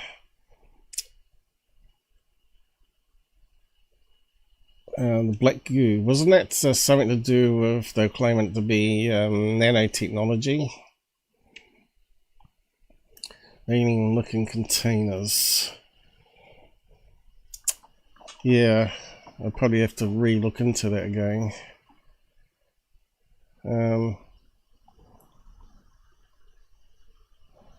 If you join the Discord there, you can post some links up on it if you find some interesting stuff on it, and maybe do a deep dive into it sometime.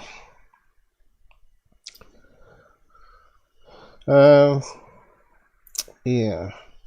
Anyway, we better carry on to the next thing. How are we going for time? Me raving and ranting about Skinwalker Ranch. Okay, so beyond Skinwalker Ranch is an offshoot show I think it's a wee bit better than Skinwalker Ranch. It's more interesting. They use more technology. Although I don't like the reporter on it, and I don't like the what was he? Jamaican American guy that's meant to be ex-CIA. Is anyone always ex-CIA? I think they've always got connection to CIA once you've been in CIA, right?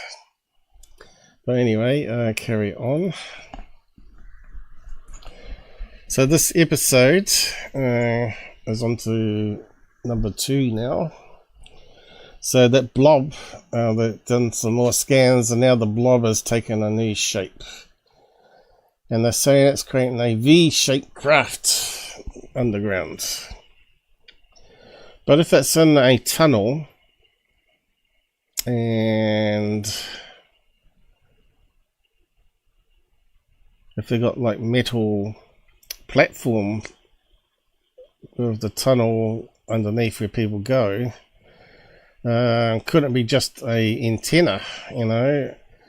Antenna normally forms a tripod type thing, doesn't it? It has a wider base and it goes up to skinnier bits.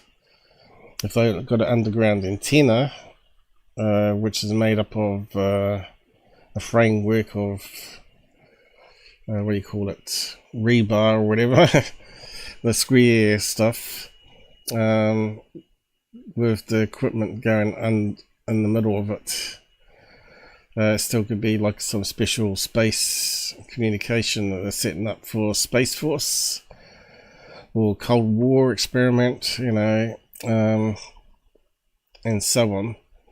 But they reckon it might be a crashed manta ray. And they bounce some signals out of their generator and it reflects back off the device, which you'd expect it to do, especially if it's an antenna, or if it's a craft with skin, it's going to reflect some of the stuff back, and it generates these sideways extra noise, which again I think you'd expect, especially if it's an antenna underground. Some secret antenna. That's just my gut feeling on it. Oh, what's happened? Did we close it down? No. What's going on here? Accidentally hit full screen, did I? I think it's the middle button by mistake, is it? Okay, so this is the year they got set up outside.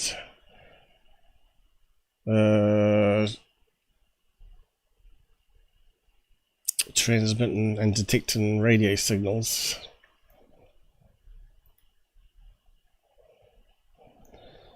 At Mount Wilson Ranch.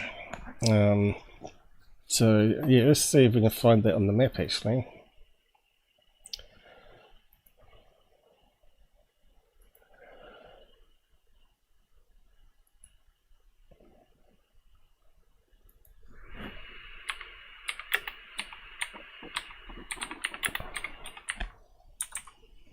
What do we got?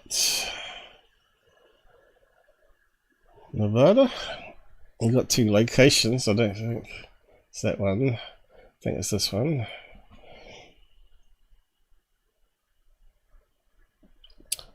Yeah, it kind of looks like a ranch with the right terrain. And there's meant to be a meadow. Is that the meadow there?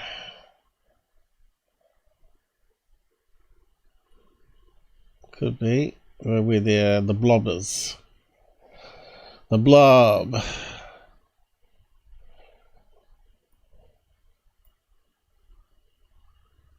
Or was it somewhere here?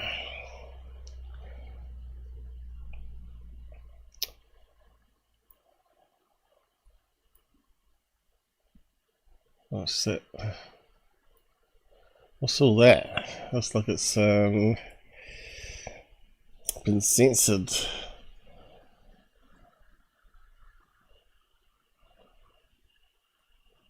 So people can't spy ahead of time or what they're digging up. Because I don't think it'd be down that far, but it could be. It says ranch there, guest ranch. Is that the meadow there with the blob underneath? Fire district. Anyway, that's where it's meant to be. Let's put on Skinwalker right, see how far away it is.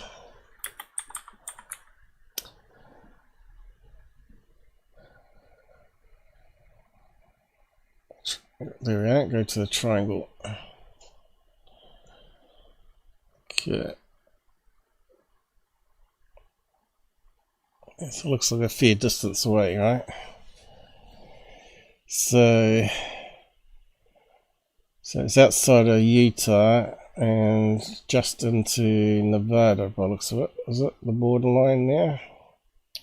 It's on the border of Salt Lake and Nevada.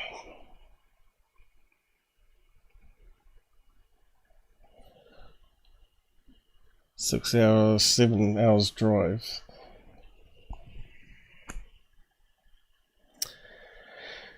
Again, that looks like a good area for testing stuff, right? Remote area where you'd have lots of caves or underground stuff.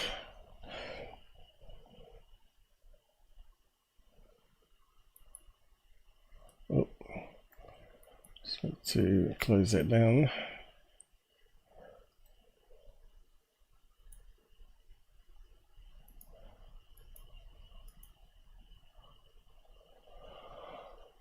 What's happened here?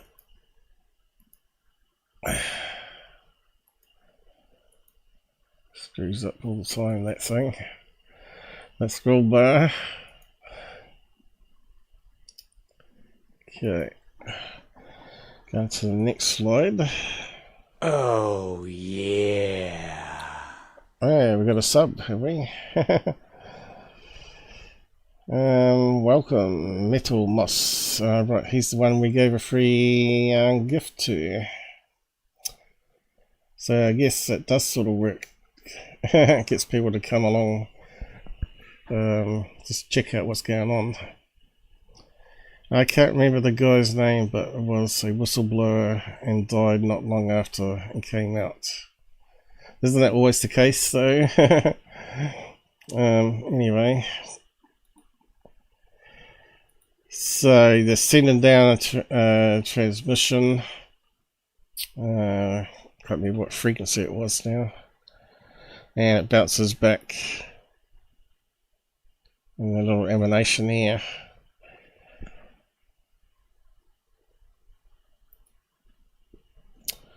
So there's this guy, look at where they're trying to dig, where they think there's a tunnel entrance that heads off to the meadow.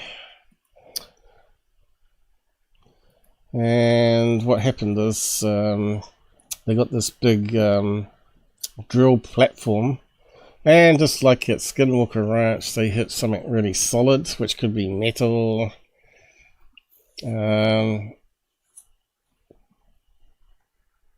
But also what happens is the machine loses all power. The electronics all gets fried for some reason. I just wonder if it's because the drill is going into the ground past all those metal bits and it's creating a higher than normal electrostatic charge. Maybe there is some charge underground which is shorting out the computer on board that controls the drill. So I think there might be some normal explanation rather than it being some sort of what Travis Taylor was saying, some sort of government with some high-powered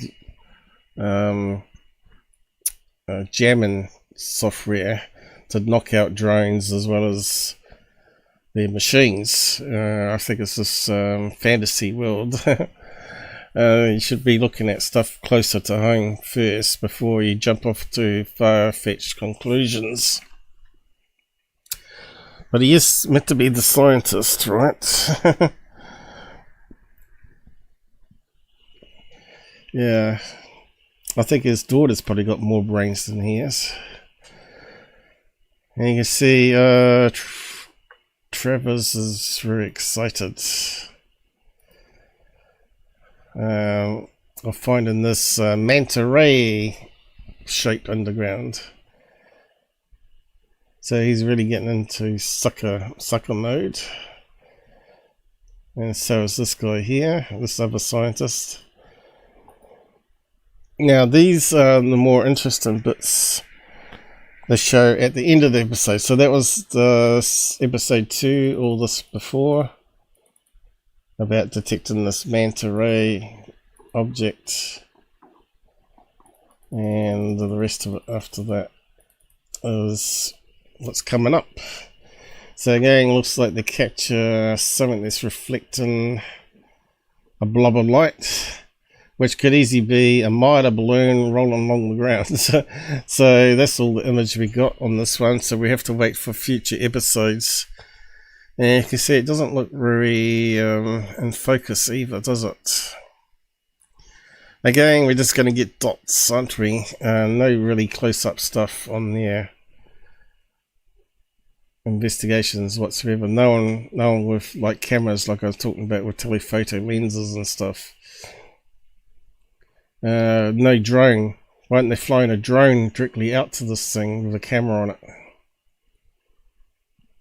Because it may be debunked and it won't show up on the show, because every time they go and check it out, they would be saying it's debunked as a bug, as a balloon, as a trespasser or whatever, you know.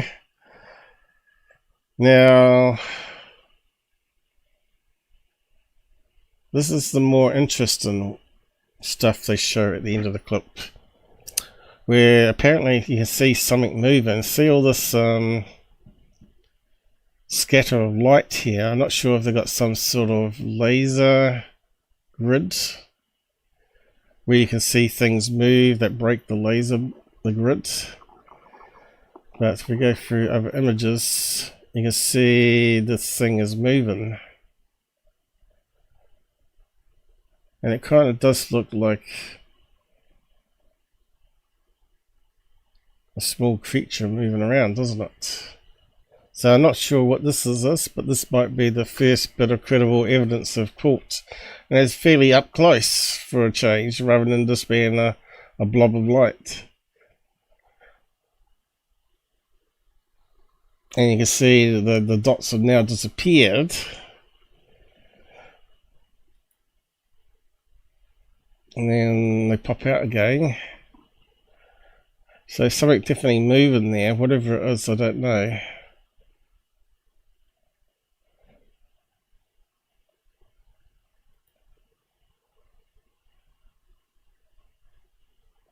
You can see it here. So we have to see how they're generating that.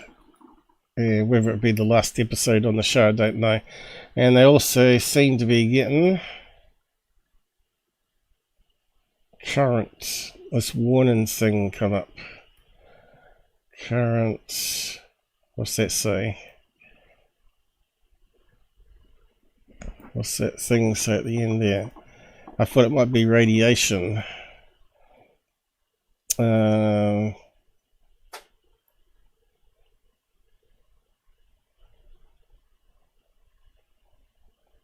Current could mean electrical, or it could mean current reading. Right, it could mean two different things, like current news, right? So what's that saying there? I think it might be radiation. So again, I wouldn't be surprised if they got pockets of radon gas That's going to trigger devices on that ranch. Next one. I'm not sure. I think they're firing up a rocket here. And there's something fast moving along here. Which again, I think is just a bug close to the lens on infrared.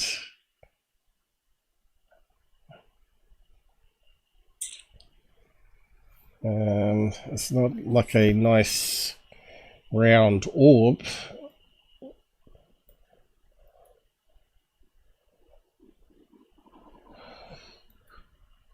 I don't know, this one's different to the other one, I'm not sure.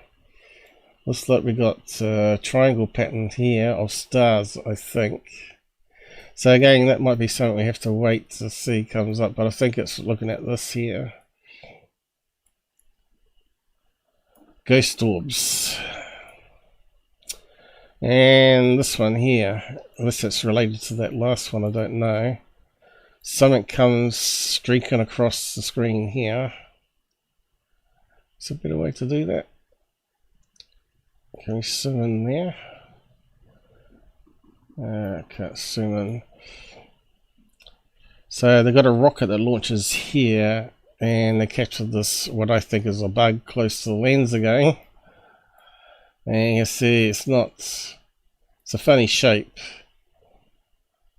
because it's on long exposure, but that looks like the bug there. And that's the streaky bits as it's going across the sensor, right? Because the fly can move quicker than the sensor can process. And you can see it's just moving across the screen, looks the same further on, and the stars in the background. So this is what's coming up with their best evidence, right, on that show. They probably didn't expect me to capture it and analyze it ahead of it being airtime. But I believe they're firing up a rocket here at some stage. Here it is, going up now, I think. Rocket. Going up here. The bug's going on a slight direction change there.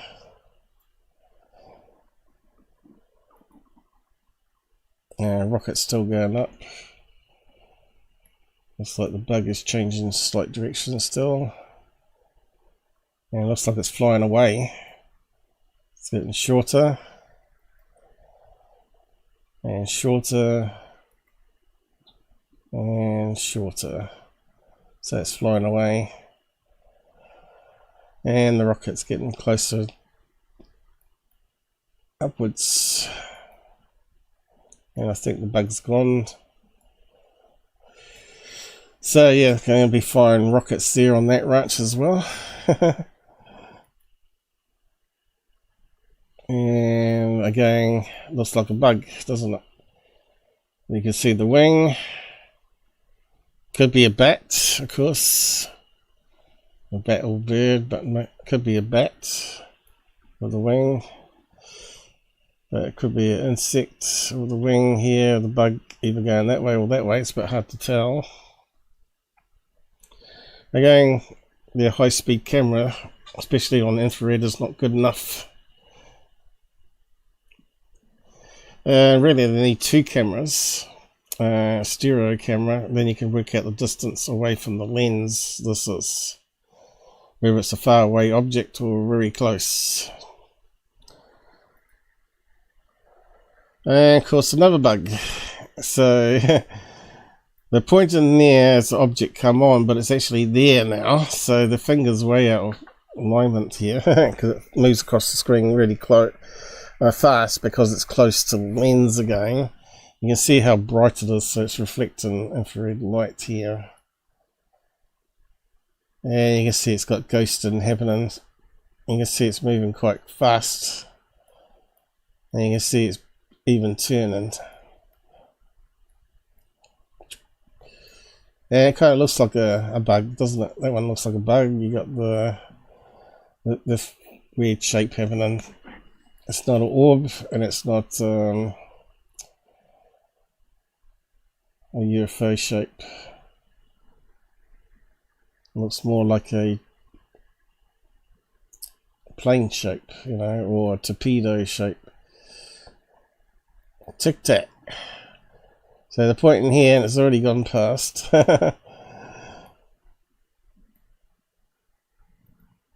So that's what's coming up on future episodes, so we have to watch out for it. And then, as they're pointing at it, it changes direction, just like a bug would. So here, then boom.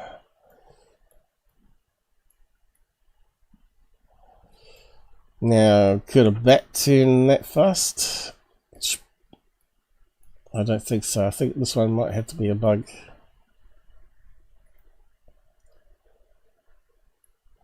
And it turns and flies away. And Trevor's singing, "Ooh, that's good." Look at the stupid face. "Ooh, that's good. That's a good bug one. Good UFO." Anyway, so that's that whole episode. So the interesting one is that laser grid one, by the looks of it. I have to see if I'm correct on it, whether it's laser grids. Well, it's just some strange fairy lights. So yeah, could be paranormal. Maybe they've finally caught some real evidence. So we have to wait and see.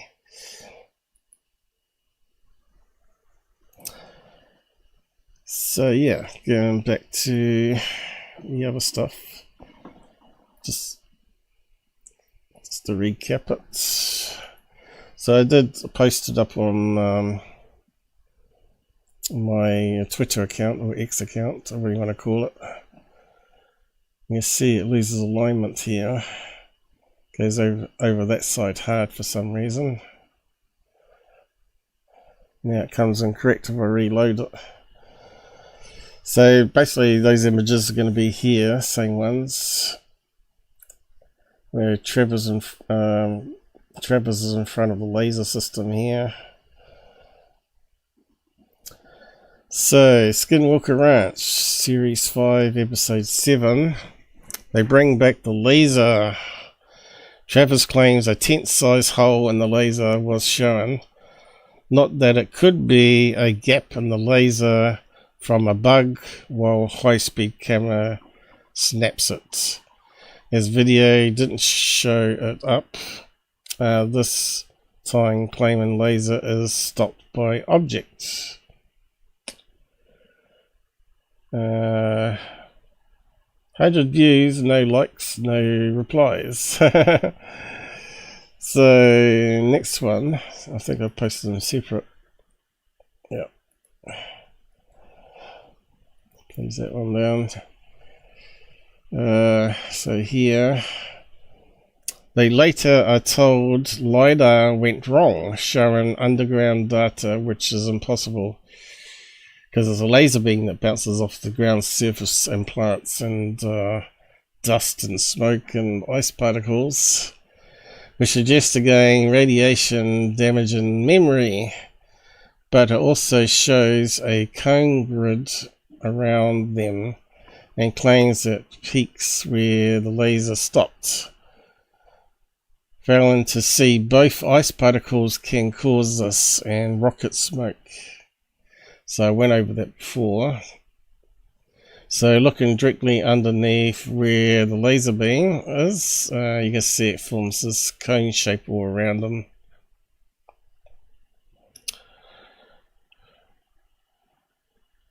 How many people looked at that one? 6 views, no loves. So where's all the skeptics out there? Why aren't they chipping in, eh? People don't like me, eh? Especially Brandon. Okay, next one was on Beyond. Brandon's best evidence is a letdown. Here they assuming it's a manta ray wingcraft. What do you mean? Like those Nazi flying wing planes? So So they also are manta ray, right? And of course that could be another possibility. I said in this comment here that it could be one of these experimental planes they were mucking around with crashed, and they simply just buried it. Said, oh yeah, it's not stable enough, it's not good enough, not going to waste any more money on building another one, so they just buried it. So it'd be funny if they dig up some flying wing technology. Of course the government might not like that because it might still be top secret, right? I think this is what Ken Arnold saw, right? He saw 9 discs, 9 sources like they're skimming off water, and one of them was a V-shaped craft like this, and the other ones were shaped like a letter D, which again you can find flying wings in that configuration. So they've got V ones and also got D ones. And of course, that's what I think was what he saw, was them mucking around with paperclip Nazis and their technology they brought over to try and get it flying again. And they sort of abandoned it, I guess. So yeah. Could it be one of those crashed, so they just buried it? So that's what I said there that night. But I still think it could be just a simple antenna underground.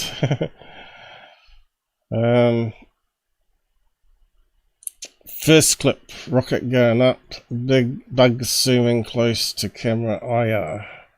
Travers looks in shock. So we just covered that one not long ago, going across.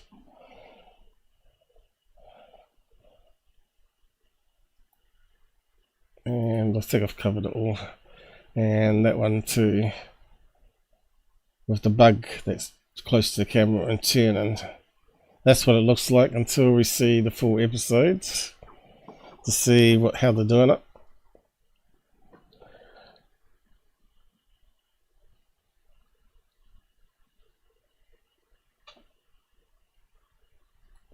On to the next topic. What have we got here now? Alright, some more Skinwalker Ranch. So on the show itself, turns out they lied.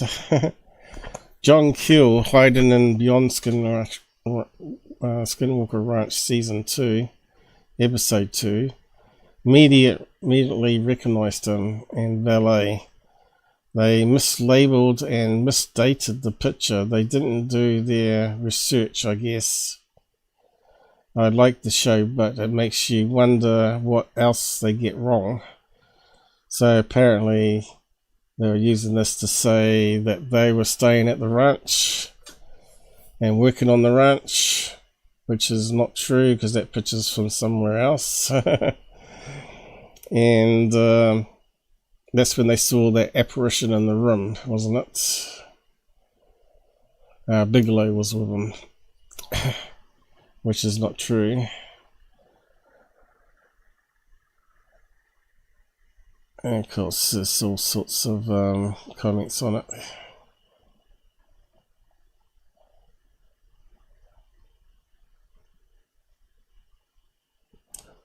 Science is repeatable. Not in Skinwalker Ranch it is. The data collected from reputation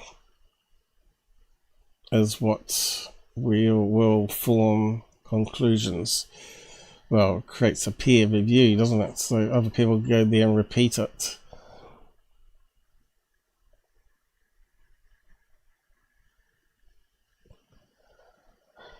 Yeah, it's not really highly respected Skinwalker Ranch, really, out there.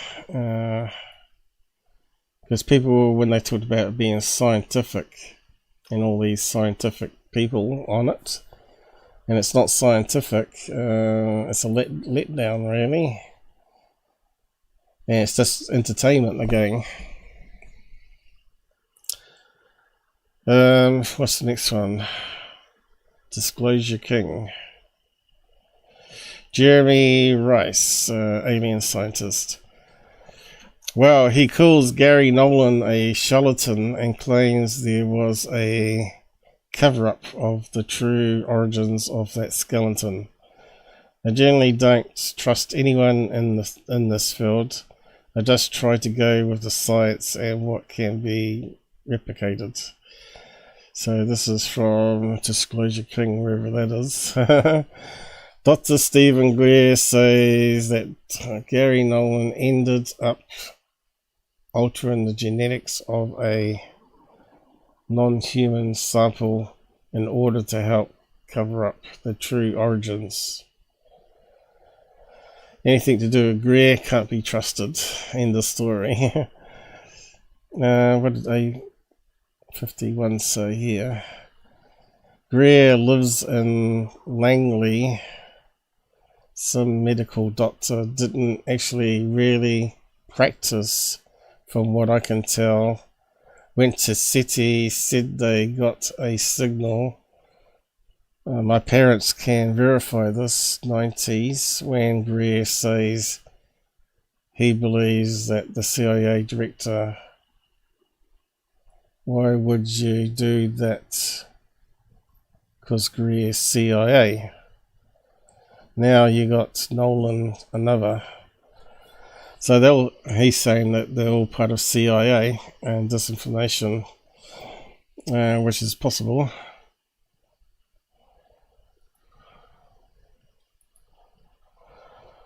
Aiming science is a lot of stuff I agree with what he posts, actually. I haven't shared everything he said. Right, so Ashton Forbes has been called out again. He's now gone from selling CGI videos to people to try to sell $50,000 shares to free energy device, which turns out that someone figured out when he was showing a still snapshot of it was from a 14-year-old video.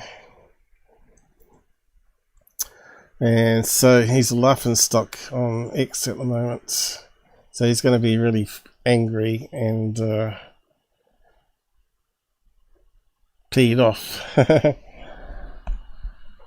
So that's more drama going on. So how long are we given it until Ashton concedes that he's been scammed again?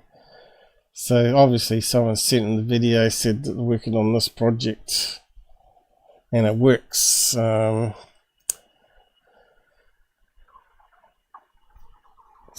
actually someone actually found the video and showed it to him, and I think he concluded that it was the same thing.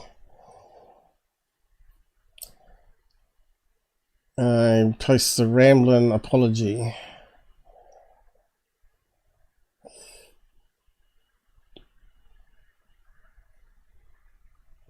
So yeah, don't spend too long on him. But even Black Vault is on Ashton's ass. Remember that guy pushing the MH370, clearly hoaxed videos?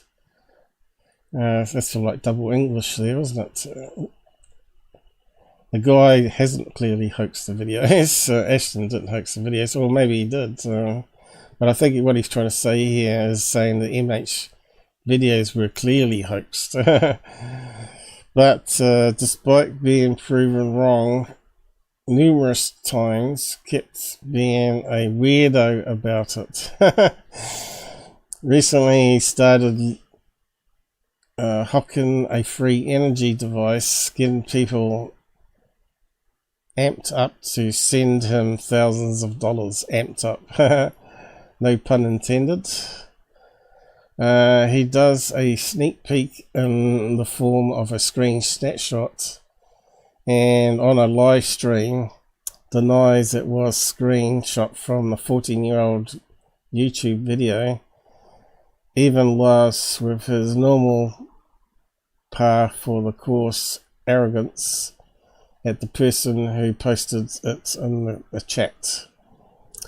But then in real time you see his newest delusion crumble when he realizes it absolutely is from the 14-year-old YouTube video.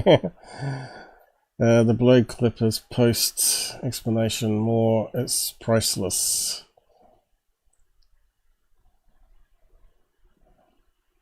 So there's a clip that he's shown on his live show, and indeed it is a 14-year-old video. And the side chat here, I guess,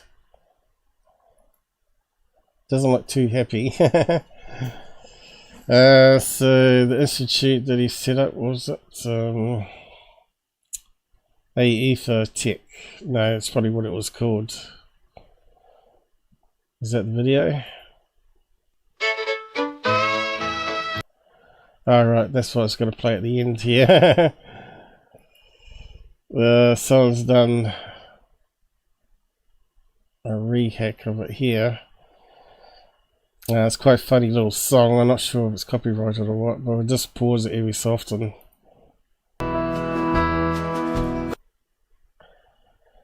I think it's the same thing. There's a difference between having Maybe it's not, so we might go back and check the other one. an open mind and being mentally disturbed.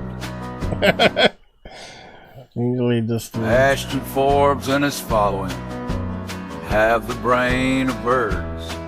Yeah, it's quite good lyrics. Obvious fake video made by a man who's come clean.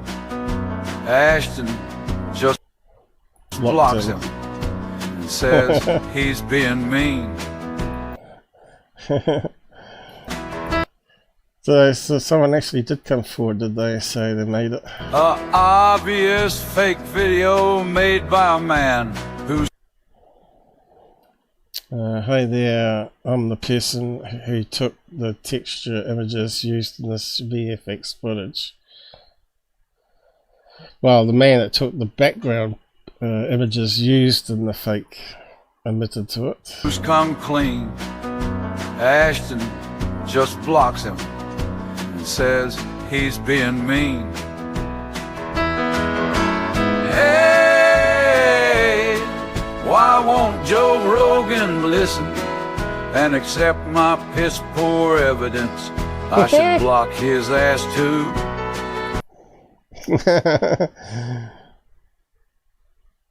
For not having an open mind.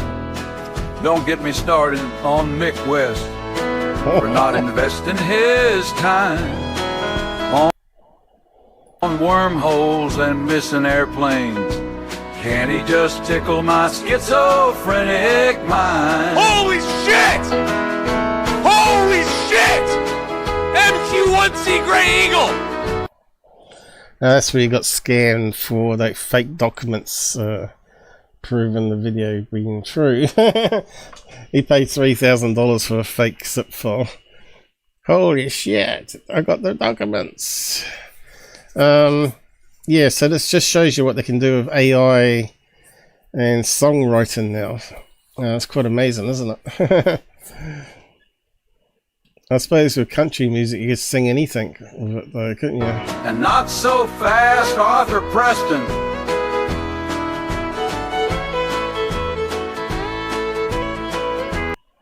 I can't read what they are. I can no longer claim that the videos are authentic due to this evidence.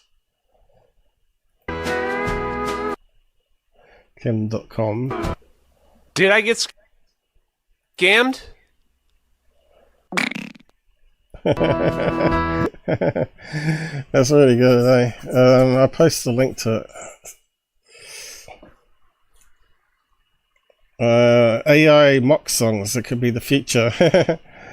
Shogun, how's it going? It's effing Shogun. Forgotten how, what's that Faken spell? Faken Island better than Scotland. My name is Malaki, but you can call me Shogun. Yeah, you lost me. Is it Shogun or is it a clone Shogun? The only guy that uses Malaki is Gabba Beast. So yeah, press that Ashton song. I'll just have to see if it's the same on the other one that I was going to play. There's one on Ross Coldheart here too. I might play that. Where is it? Oh yeah, I forgot to mention that. Whereabouts was it now?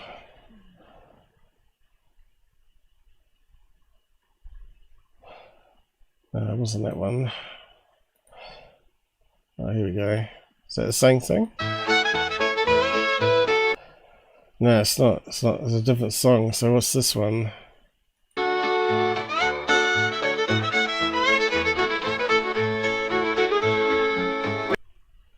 Way up high on Sour Hillbilly Road, a tale's been told about a tech never sold. Eager tech claim, folks gathered near, whispered truths in the wind we'd hear. Not as good as the Aston one. Yeah. So the video's here somewhere, I think. I have looked at it, but pretty much there's two spinning devices here. One runs off a battery, or AC mains, I should say, and it's got little magnets sticking out. And apparently, as that spins, the magnets attract this wheel here, which charges up the battery. That's what they're claiming. They're saying that because the magnetism gives it extra force. I think it's just a scam object where it looks like it's spinning it and it's not. And they've probably got slightly different gear system on it, so it spins a wee bit faster, so it looks like it's charging the battery more than the input voltage. Yeah, where's the link to it?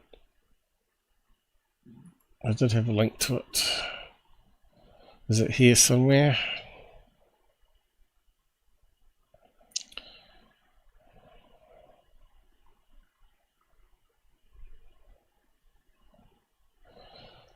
Here we go. Probably there. Debunk pattern device. Okay, we'll just have a look at both of them actually. God, time's flying though, isn't it? Spending ages on this. Yeah, so you can see the devices here. Has rare earth magnets.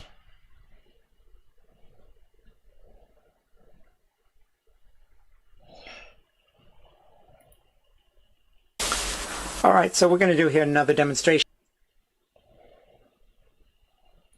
for you of Pretty sure I've mucked around with magnets and all different configurations like this myself, and I can't see this possibly coming up here and pushing these magnets upwards, because they'll get attracted to that one there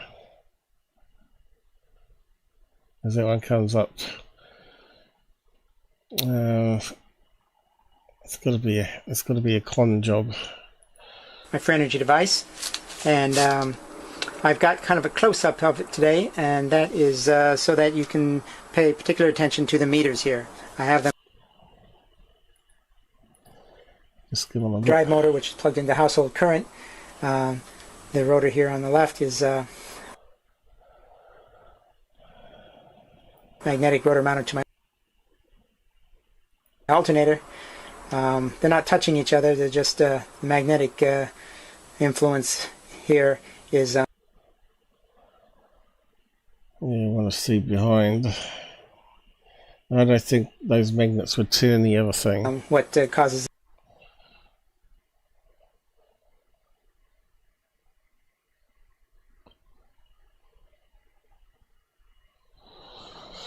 Is that's attracting that one, that one, that one, that one. Yeah, I suppose it could be possible. To work in unison. The reason I'm The force is going to be going this way quite a lot. using magnetic rotors instead of gears or belts. Now Tesla was working on that too, called induction motors, right? Instead of using coils, he's using induction to spin the thing around, which has less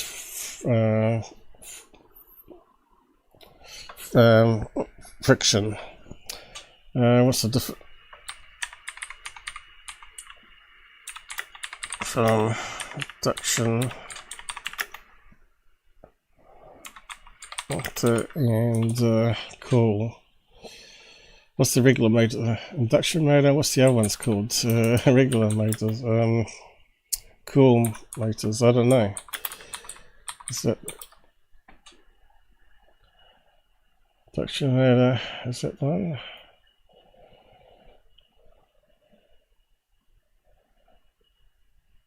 Electric motors. Induction motor.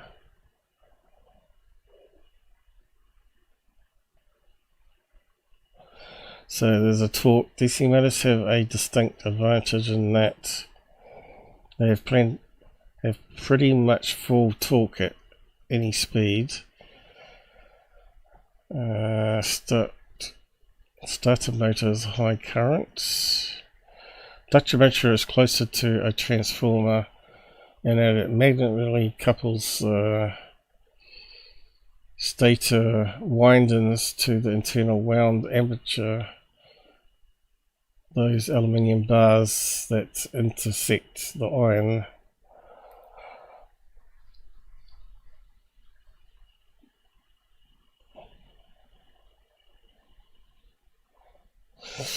Anyway, won't get too much into that. We'll just carry on with this. Jump around a bit, but I think for the purposes of this video, it's build up a little bit of excess power in the battery, enough to operate the inverter. So that's the input voltage, I think. And I know it converts into watts. Goes off to a light bulb here in the middle. So it's running, converts it to AC and drives a light bulb, and also shows the battery charge in here.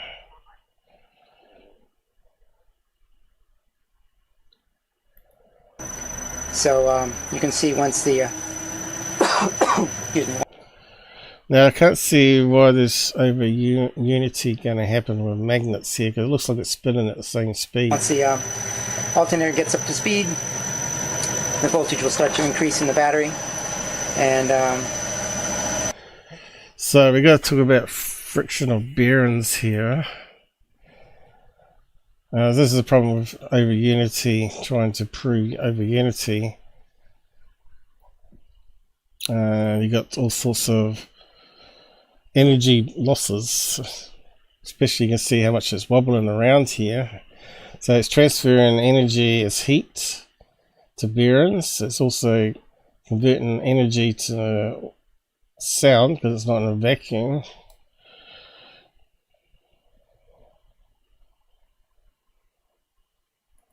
Once it runs here for a few seconds. So you can see if you watch the meter carefully, because he hasn't got it well positioned here in the video. I'll have enough power in the battery to operate the inverter. The battery charge So goes you up. can see here the power in the battery will start to climb quickly. Tells me there's residual power enough to operate the inverter. I turn the inverter on. Got my 200 watt. Alright, so that's what Ashton Forbes got conned by. Let's see what the other video says.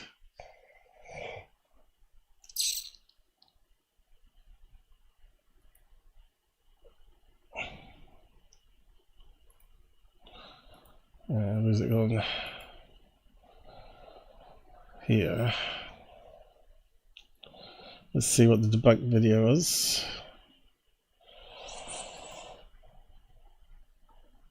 Looks like someone might have tried to duplicate it. Free energy generator, Leon. Degravitational.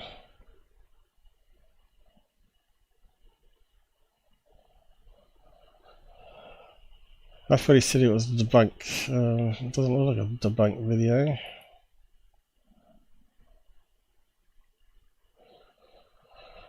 I did click that one, didn't I?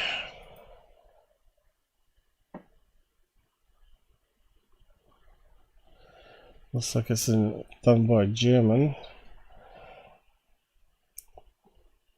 Here is proof.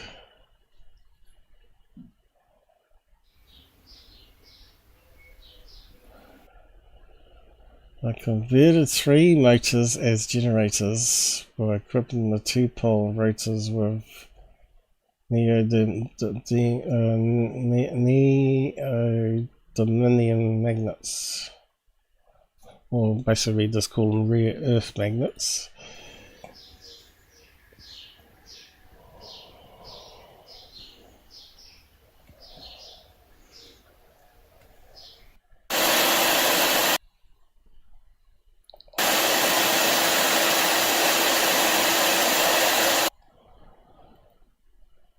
It's like a boring radio.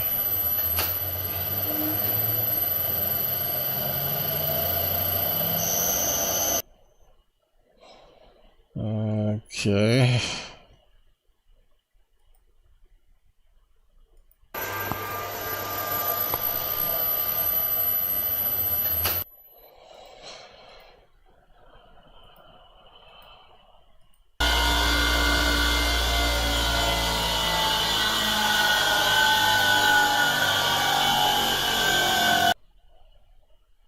So I get up to some fast RPMs there. Just why those magnets don't shoot off and hit you in the eye though.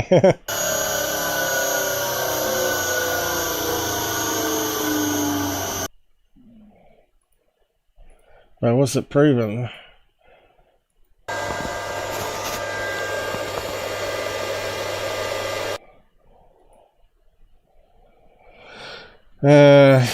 Yeah, terrible video. Could at least talk it out instead of having to read all that gunk, mate.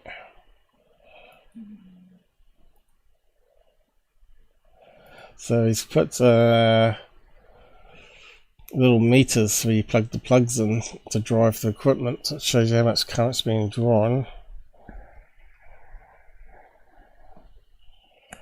It's not the best of debunk videos if it's a debunk.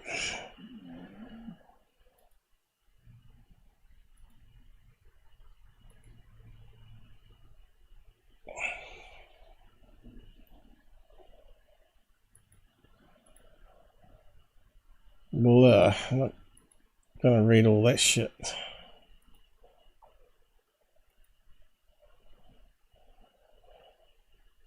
All false. List as follows.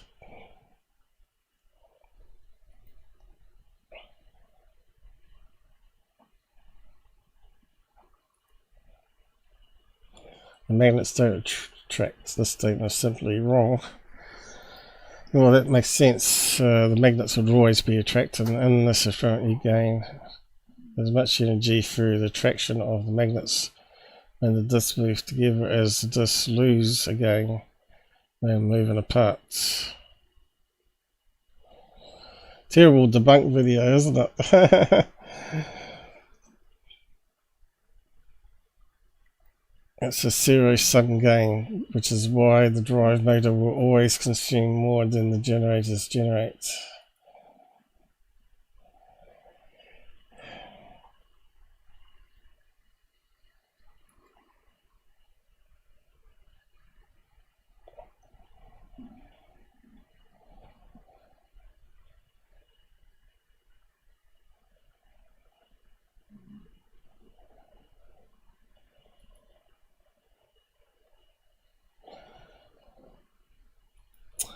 So they're saying that, look, it's saying the losses and other things measured proves it's not over unity. Well, anyway, looks like Ashton Forbes got his ass kicked again. Sucker.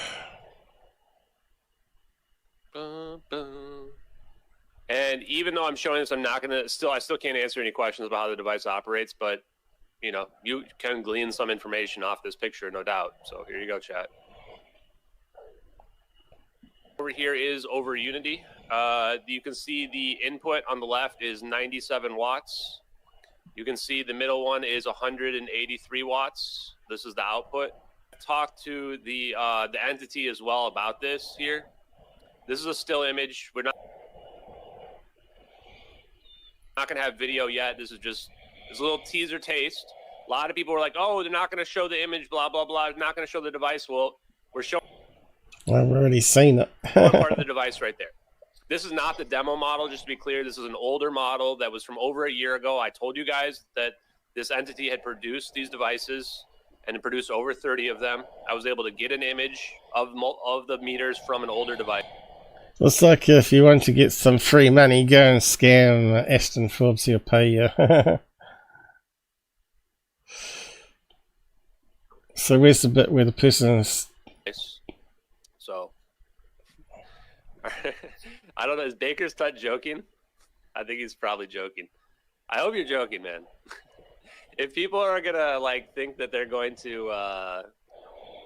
Are people really going to try to push disinformation and claim that we took an old picture from somewhere else?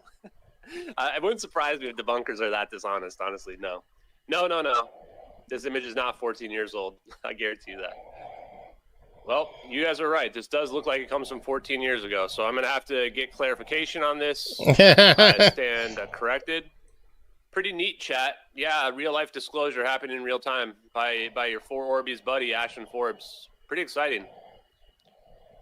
So I want to make sure that this isn't a situation where I'm being, misled related to this here. Looks like he's had his smoke kicked out of his tires, or I guess. I don't know if you can read that at all. Who's the one that exposed it? Someone probably took a screen grab and did a search, reverse image search, which he hasn't done. What a sucker. I'll post a link to that anyway. So what do we got going down? Anyone? Confessed polar bear. Thank you for the gift. No problem. As Google selected it.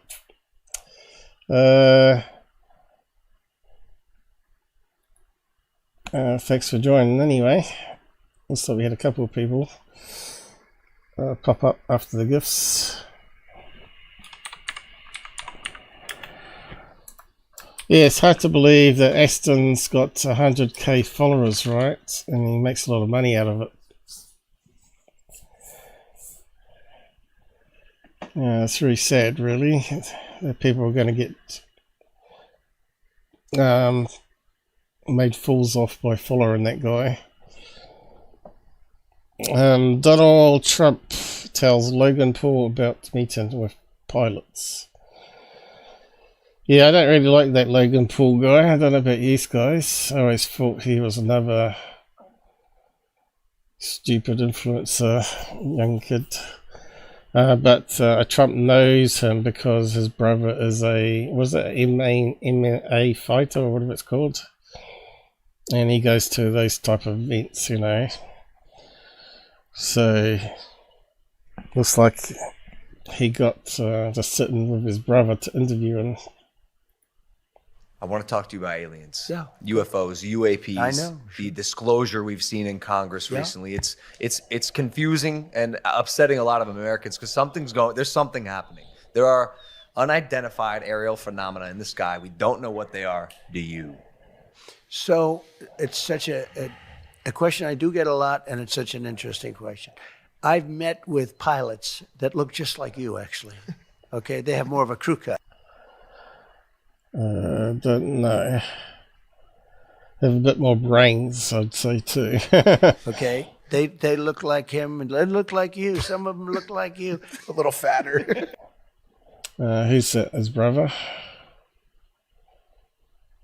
But these are perfect people, okay, and they're not crazy, conspiratorial. Yeah. They're not crazy, and they tell me stories that they've seen things that you wouldn't believe. These are not people that you would say, "Gee." No way.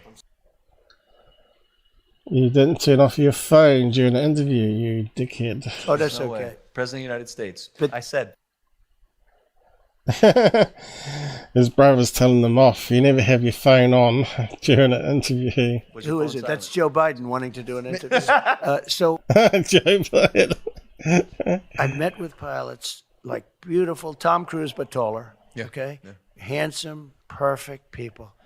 Sir, there was something there that was round in form and going like 4 times faster than my super jet fighter plane. And I look at these guys. Well, that discounts a balloon then, doesn't it? And they really mean it. Yeah. And am I a believer? No, I can't say I am. But I have met with people that are serious people that say there's some really strange things that they see flying around out there. So Trump doesn't believe in it, but why? Because they know they're developing supersonic missiles, hypersonic missiles, I should say. Maybe. He probably knows more than what the pilots do. And he knows it's their sort of DARPA experiments, I betcha. But then again, all the presidents will not tell the truth anyway, right? We still think it's above the pay grade. It's part of the Majestic 12, as it's called. Anyway, moving on.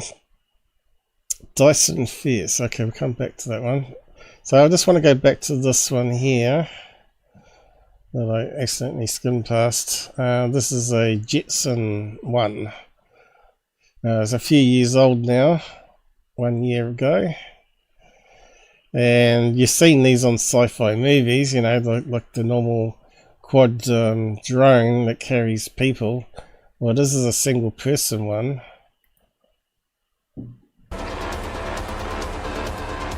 And that someone's got a prototype working here.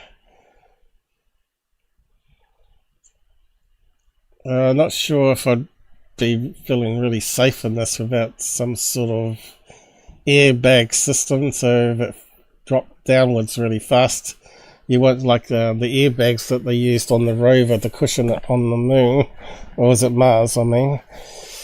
So yeah.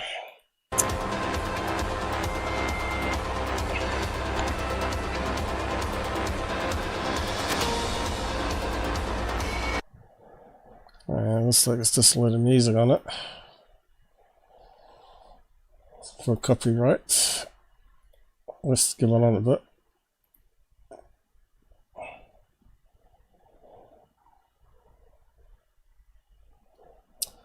Yeah, you won't want to get too close to those trees, so it's game over.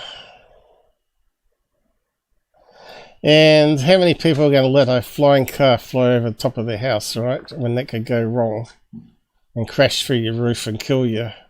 It's not going to happen. You're going to have, before we get flying cars like this to be legal, there would have to be some sort of area next to the roads everywhere in the world that there's a place that you can fly it. And they won't let anyone take control of it. It would have to be autonomous, AI controlled as well. Because that means people, criminals could grab it and take it offline and move it over people's houses again. So yeah, we'd have to have airbags, maybe even a parachute if you allow it to go up too high. But yeah, if you have a limited flight of just above the trees, you could use airbags to save you, I guess, as it bounces downwards. So the problem with this here, they don't tell you though, is the battery life. It's like 20 minutes ride time. Wouldn't get very far in 20 minutes, would you?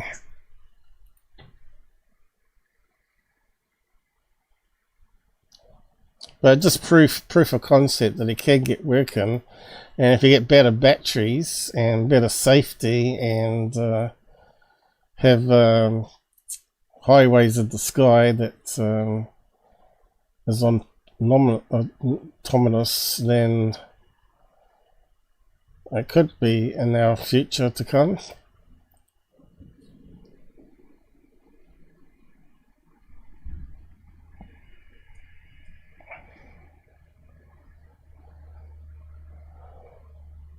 And there's the landing pad, I guess. Alright, in front of the house, is it?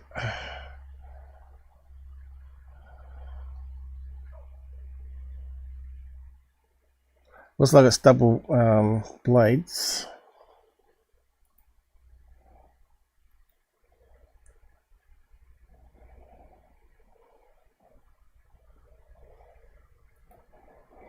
What's that thing on the front though? A charge pole, bit like my TR3B, right? My TR3B model.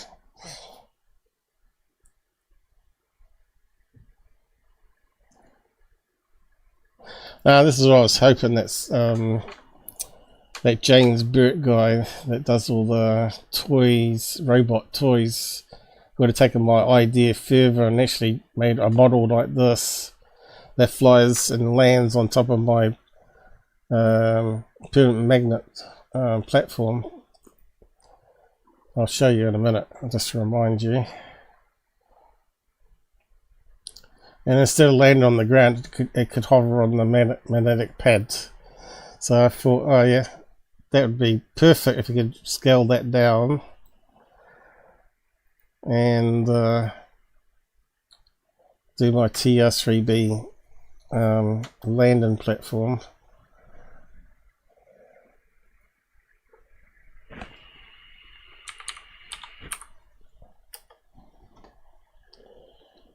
This one, yeah, I got various videos of it being built and painted and all that before the paint goes on. Where was the final one? That one there.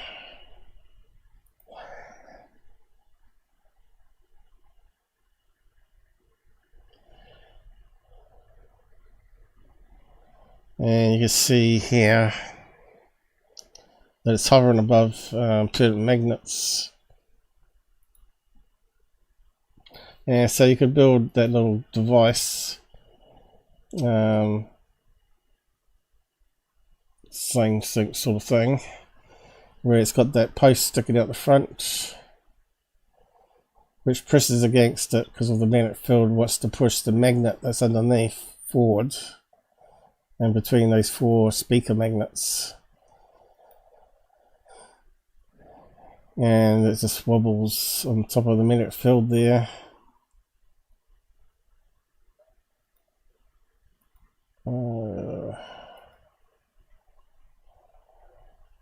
You see the post at the front of it there. There's a plastic knitting needle, which I cut off, and I've got a screw here with a screw head, which I painted grey. It presses against the post, and just these magnets want to push the magnets in the middle here forward, and so it just stays in place, right? But I have got my early build designs here. Phase 2. How we got there?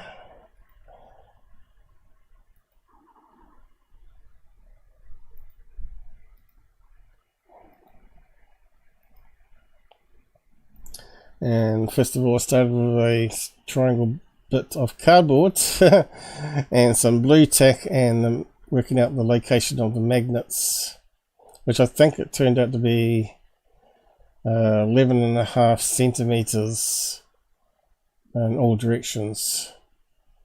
And there's the plastic knitting needle just pressing against a piece of cardboard here. So I've got it going the other direction. So, but that could easily be a drone that comes down, then cuts off the engines and then flies forward. So it could be, you could make it against a wall like that, I guess.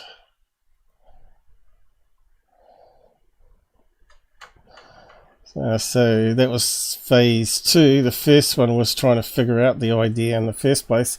Turns out I wasn't the first one to figure this out. You can see the knitting needle there is just suspended in the magnetic field. It's quite cool, actually. And you can just press it against the cardboard straight in. So that was the proof of concept. And there was phase 1.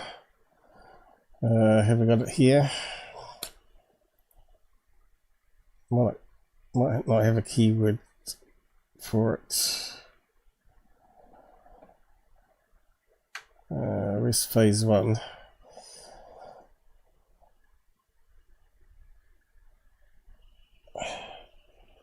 Suppose I've got to read the name. Maybe do a search on it.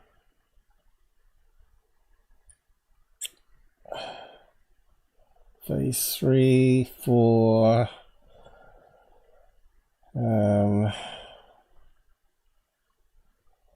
final one.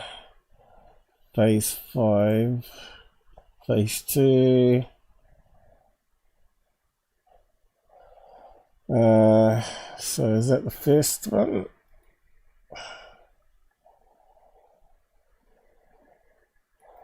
No, that looks like the finished one again. It looks like a short, yeah.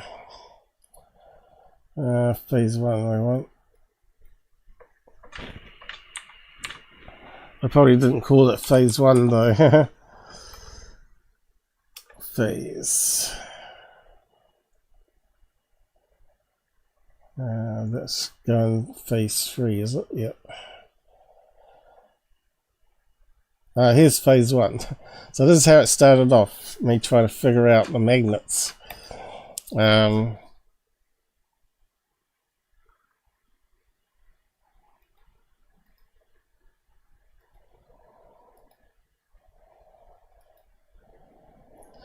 Which I had at the time, a stick, some blue tack, rare earth magnet with a hole in it, and two speaker magnets with blue tack. So I thought, okay, I can get that to hover on the bed quite nicely between two magnets. Now, what if I can get it to work with 4 magnets? So that was the next one. Obviously, you see I've worked it out with the box. And then something a bit more straighter than a stick. A stick I found in the garden. I found the plastic knitting needle and I thought, that's perfect.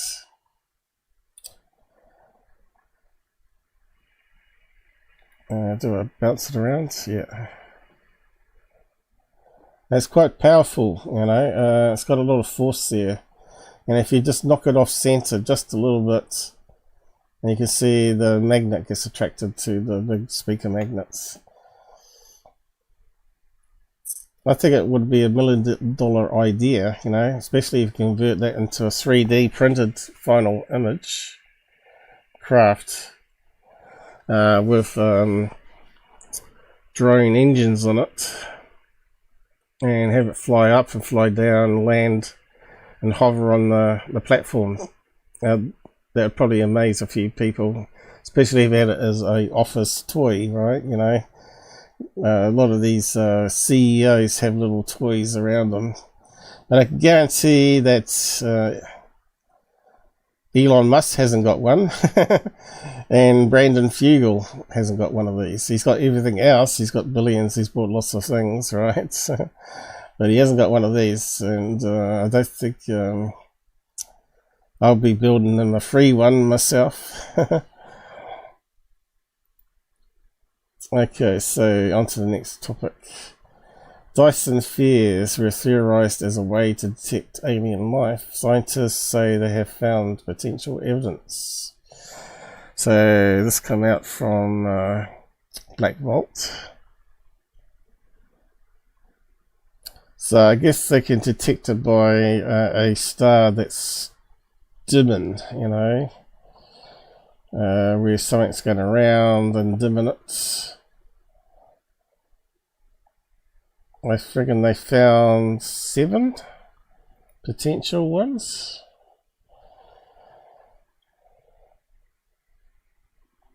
I never trust anything from CNN though. British American physicist Freeman Dyson.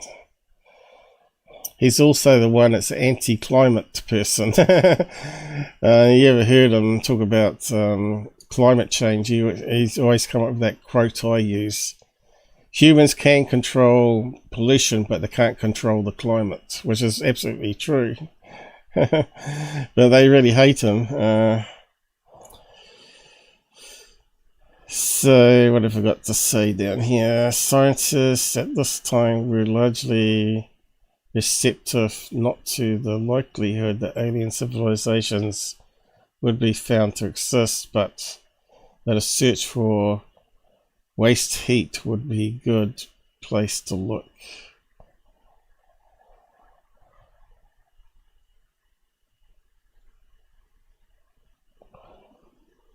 In the 1960s, there was no way to actually search for Dyson spheres.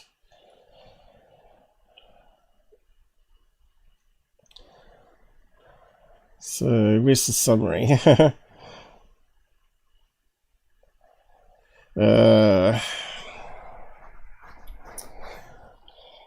Wide Field Infrared Survey Explorer WISE and Gaia, which stands for Mother Earth, from the European Space Agency, as well as astronomical survey of the sky and infrared light called the 2 Micron All-Sky Survey, collaboration between the University of Massachusetts,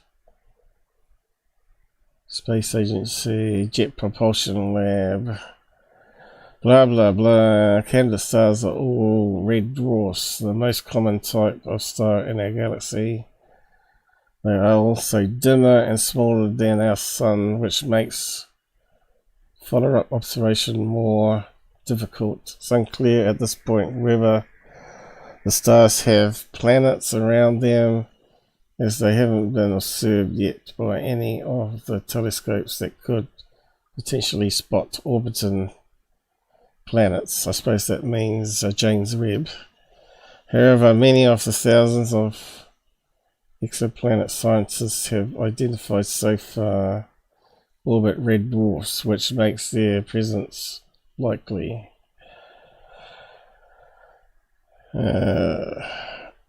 James Webb. Broken spheres. Dyson died in 2020. Oh, did he?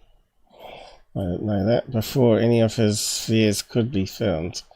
Although there are just one of a dozen ideas that bear his name.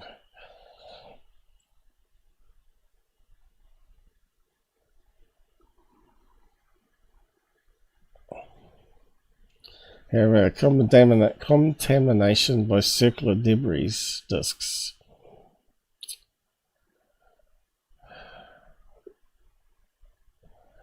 So, have they found or not? Probably have to read that whole article out just to see where the guts of it is. But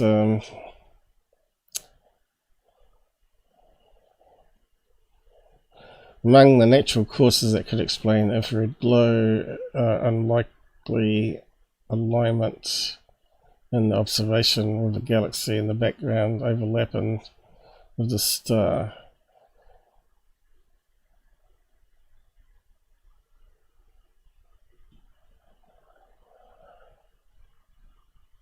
Like I said, it's probably dimming of light. They had that same problem with something else, wasn't it? Where they said it was like a bunch of asteroids that was all clumped together, circling a star, and every so often it would start crossing the sun or star and start blocking off the light more and more and more, and then it would get lighter again.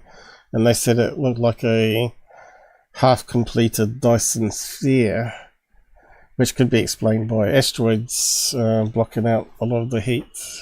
If there's a massive mass of them. So yeah, I don't know about that. Never know, it might be true. I'll let you read all that out. I can't be bothered with that.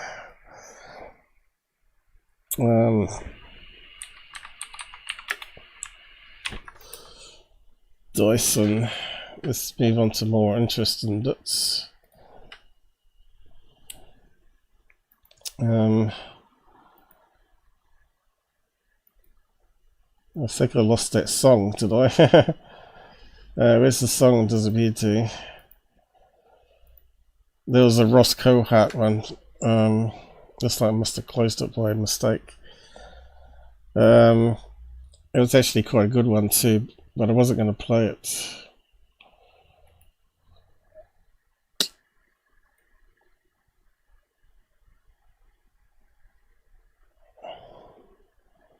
I don't want that.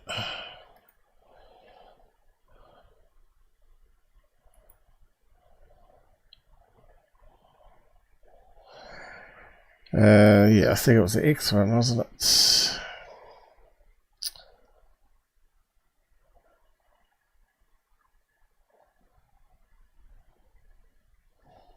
Damn it. Alright, let's see if I can get it this way.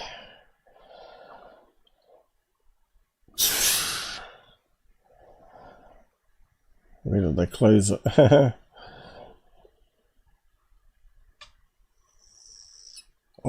Search. Ross. Here we go. That one there, wasn't it? Oh, I just played a little start of it anyway. And I'll share it. Oh, muted. Another AI song, I guess. Charlie Weiser, who is equally as bad as Ross Cohart. Extreme debunker, as bad as Mick West, probably worse. And not always right either.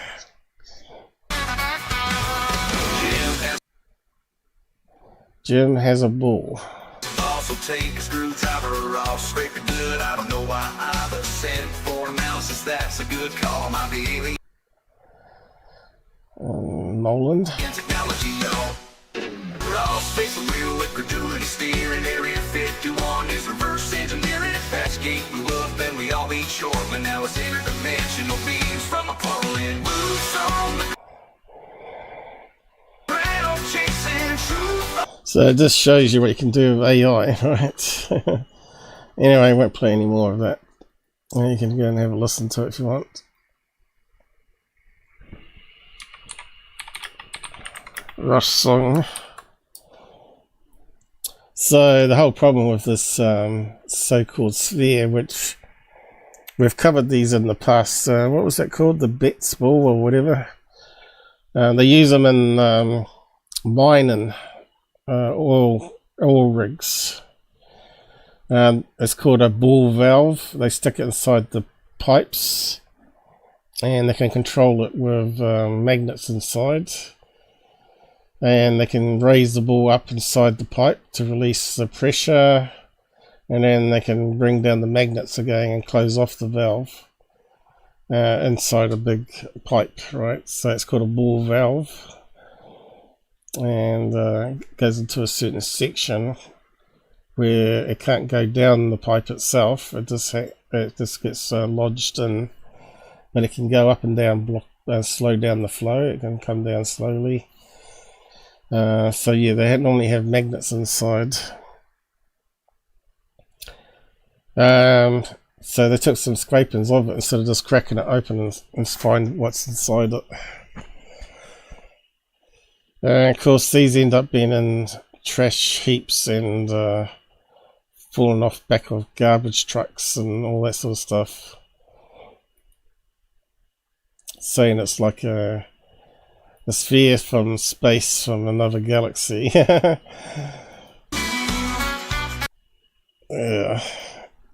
Okay.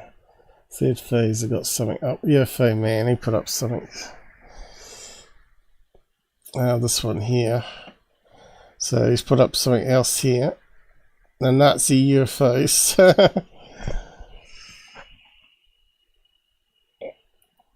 Let's have a quick look at it, I suppose. That's really loud, is it?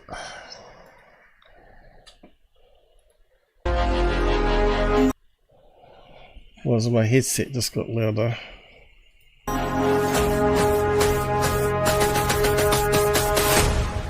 I'll turn down the headset. It looks like the meter might be alright. Clip of a Hanabu 1 test flight in Nazi Germany. Nazi German. In 1939. Here I have zoomed in so you can see it clearer. Weren't these all proven to be fakes? In closer. If you look close, you can see the wobble, and you can see. It's just a model on a string, isn't it? Well, a wire that's begun up here. Normally do it on a couple of wires. See the balls underneath. I normally have a couple of wires to keep it stable. Moving. Check it out. Looks like it's moving on wire to me. Check it out, dude. Stabilized.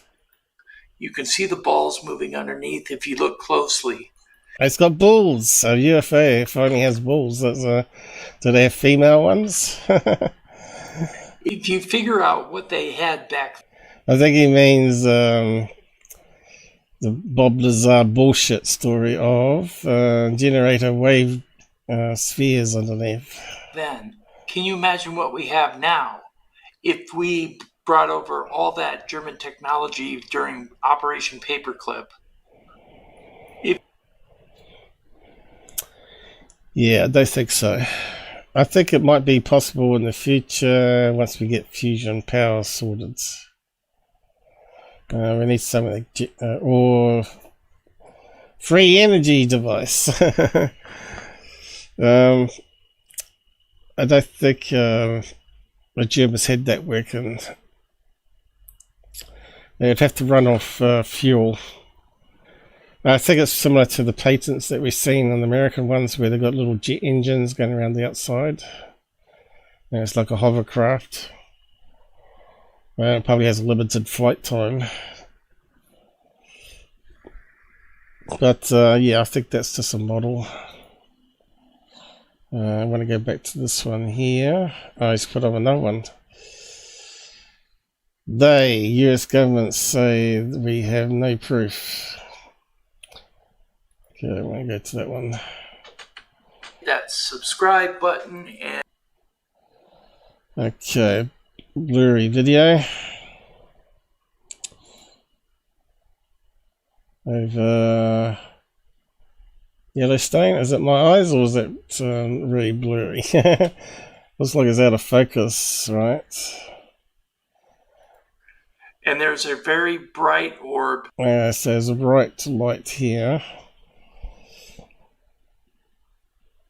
And you can see it's all out of focus. So that bright light could be anything, right? It could be someone flying a drone around Yellowstone to get an aerial view of the geyser. Over the ridge on the left. Take a look. Looks like there's another geyser there, is there?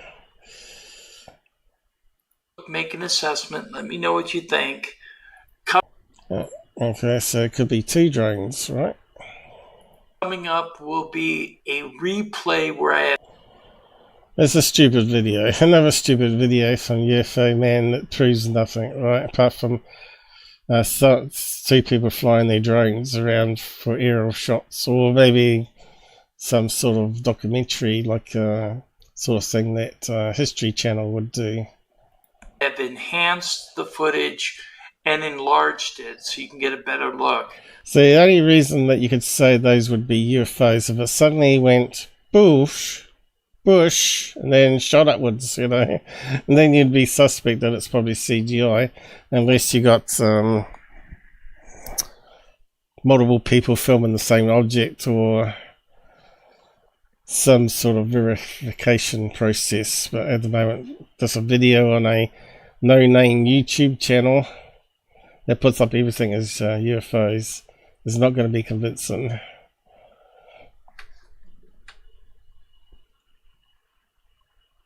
Where's that one gone? It's still there, it's just going further away. So that one's flying away. This one's flying towards us. There it is there.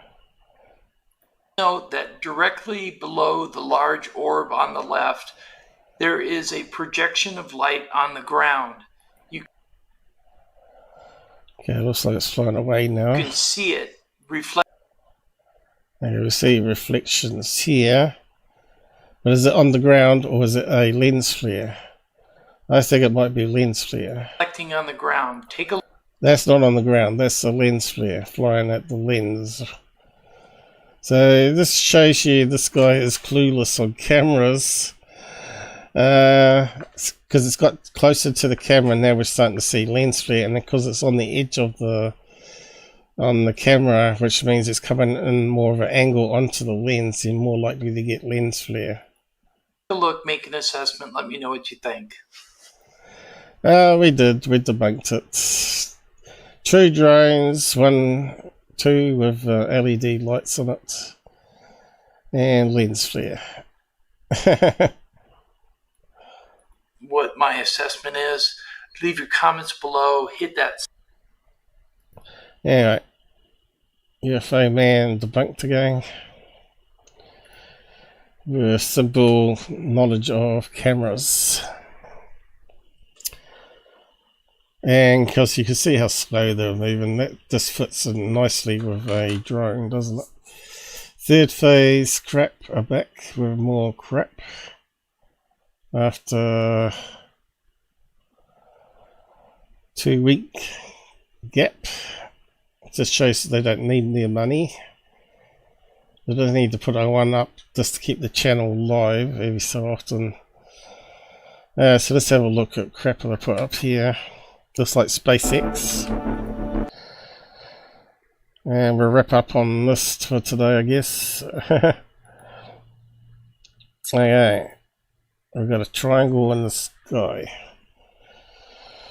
So what do you think of this one here?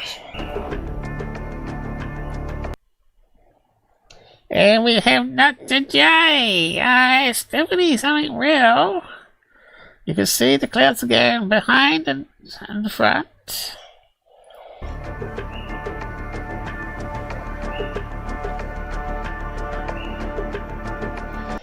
My gut feeling straight away is it looks like a mountain range or some hill happening here, and that looks like a high rise or some type of building at the top of the mountain peak. And this is on street level with a street lamp. So there's a street.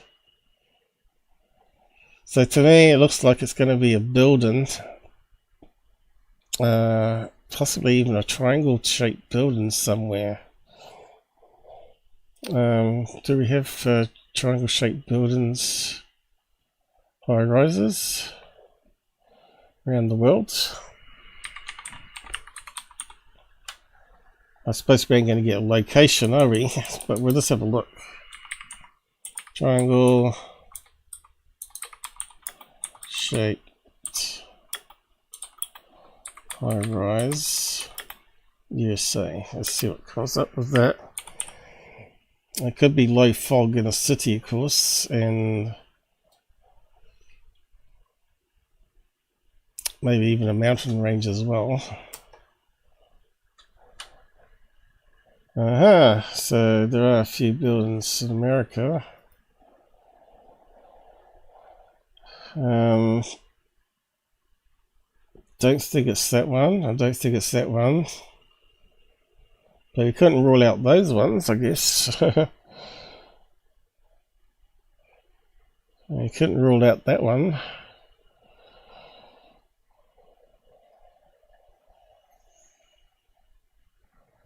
Skyline? Is that the one that replaced the Twin Towers, is it?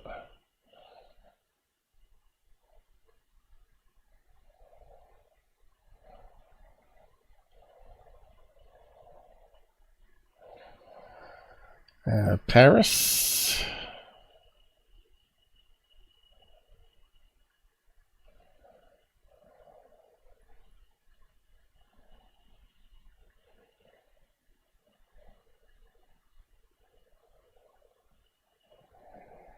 Where's that one?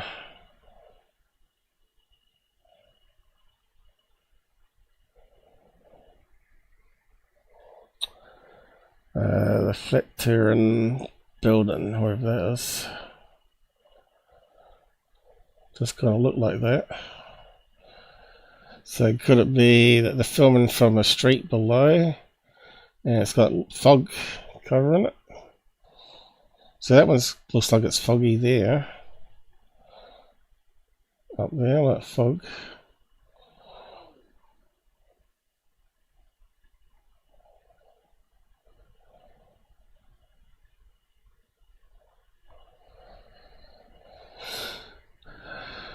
Okay, so you probably have to put fog in. Get rid of USA, put fog.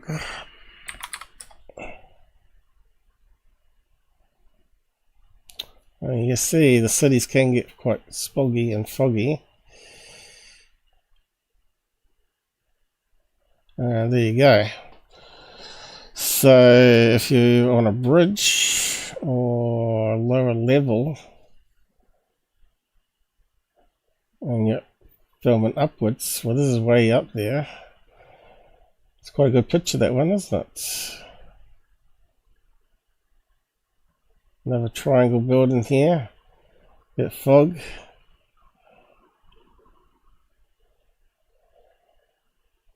Another good picture. Well, it looks scary if you're high up there and you're seeing that below.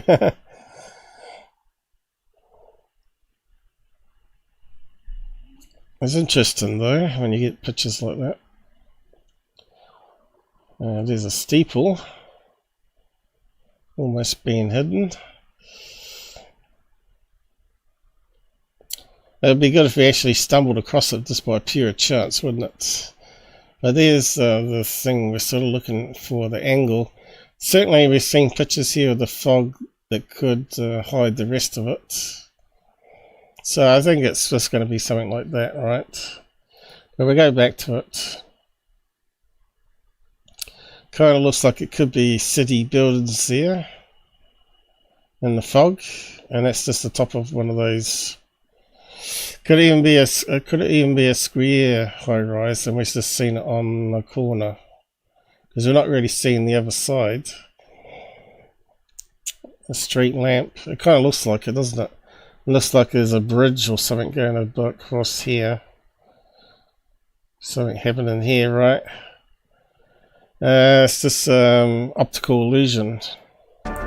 If the camera wasn't around to shoot this, nobody would believe it. But we're looking at something that seems to...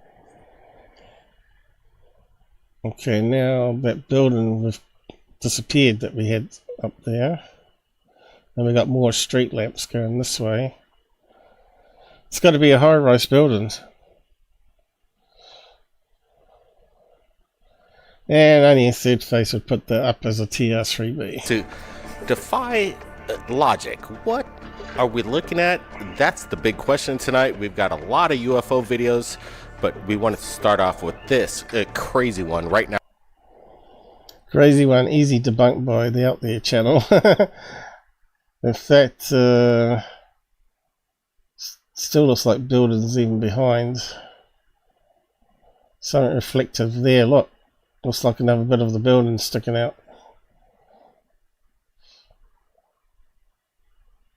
Now give us a big thumbs up if you're joining us in this live premiere.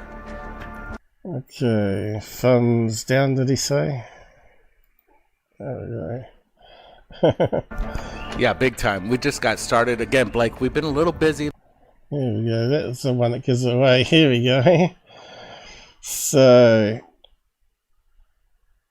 look at the fog. City.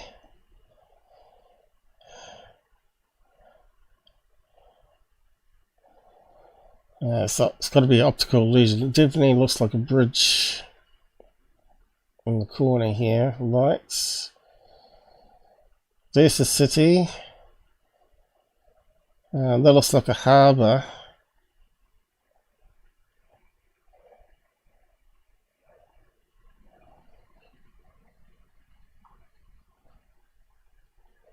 Where the hell would it be though?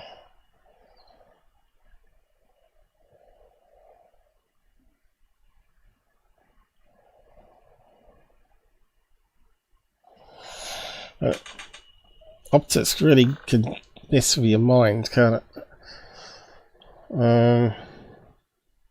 Still think it could be a high rise.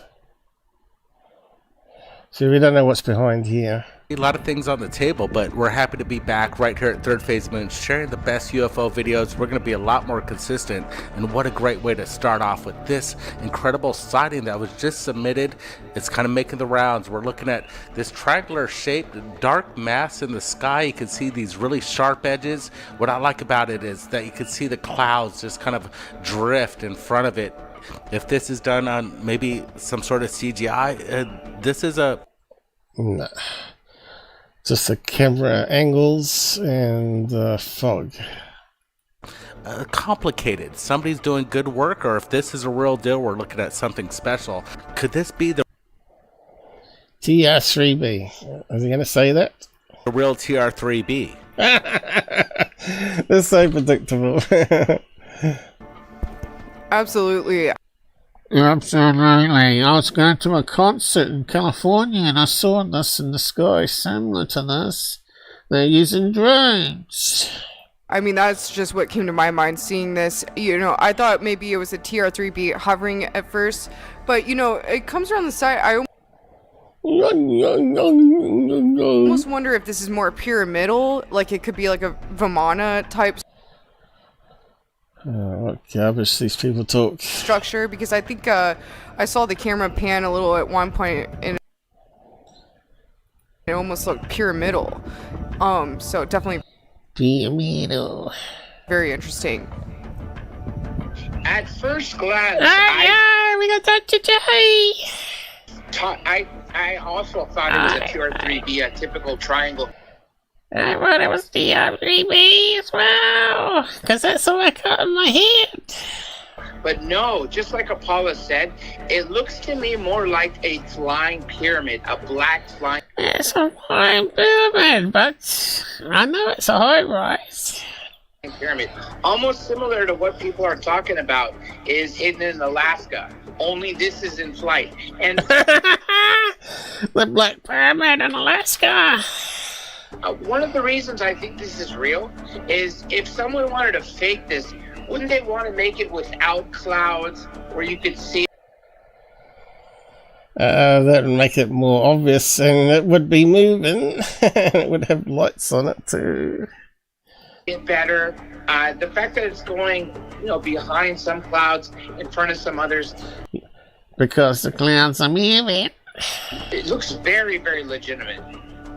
Yeah, what's the nature of the shadow is the big question. Is it a solid object, or it could be some kind of optical illusion? There we go, optical illusion. I'm looking at this thing. It looks to be at least maybe 100. It's definitely within the bounds of a high rise.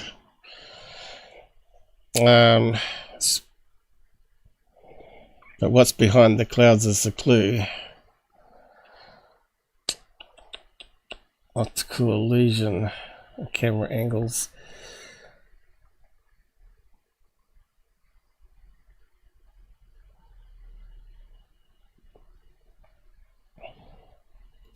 Although,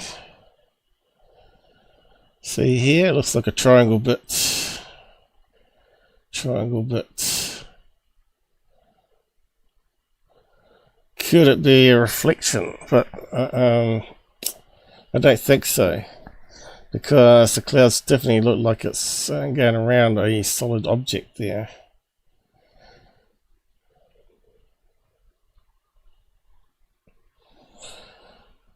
Yeah, still in the range of a high-rise building there from that level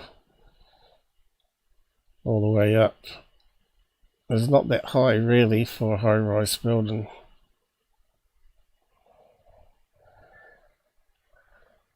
So it has to be right close to this, to that one there.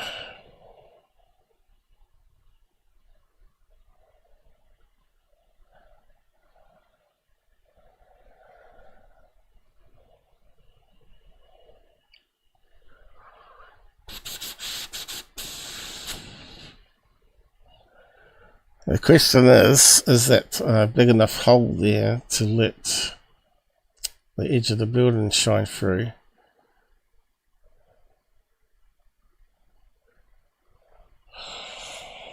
Or could it be simply something suspended from this bridge here, going across on wires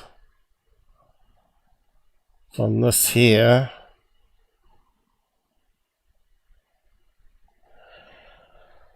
to where, though?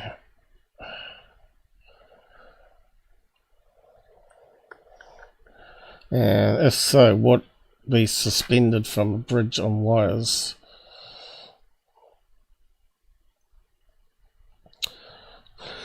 Well, if anyone figures it out, if it's a bit being suspended by wires that we're not seeing, let me know. But I still think it might be a building.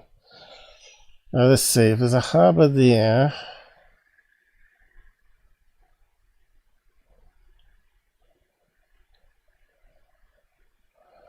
Could the harbour also go around the outside? It could, couldn't it?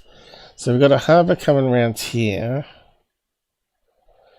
But the rest of the harbour might actually go around further, then back around here, and could it be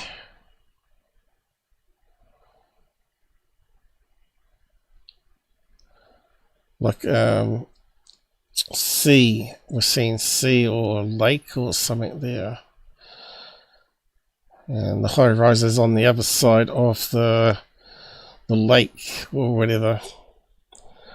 Maybe someone somewhere up near the Great Lakes, maybe. I know they've got some cliffs. Could it be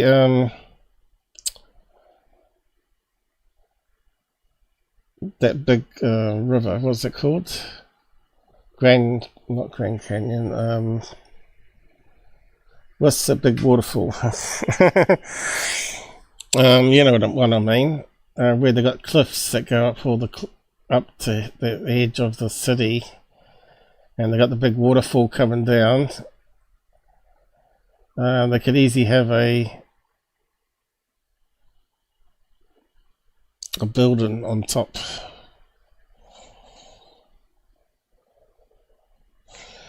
What's it called? What's that big river? My mind's completely blank. I've been here too long, I think.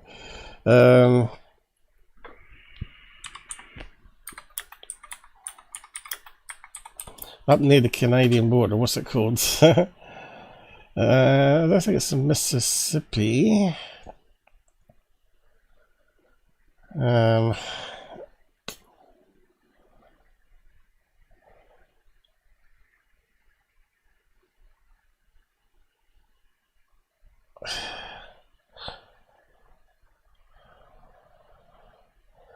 Let's have a look at this one. What am I after? None of those ones, I don't think. What's that big waterfall thing called? Maybe I should say waterfall. Big river. Yes, say waterfall. Should be at the top of my head. Big Falls? No.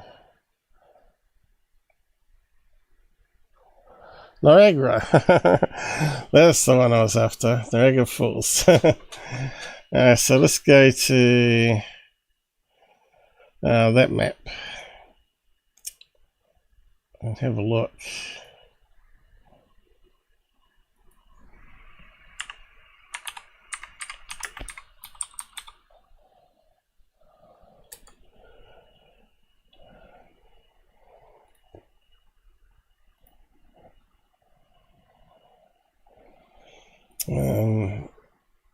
You can see they've got these cliffs all around with the high rises on. You need to probably do street view.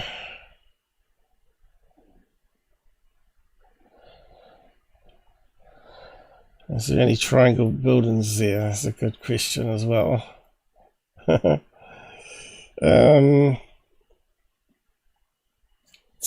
do we get street view? Let's go there. And it's got the right level of fog happening and low level clouds.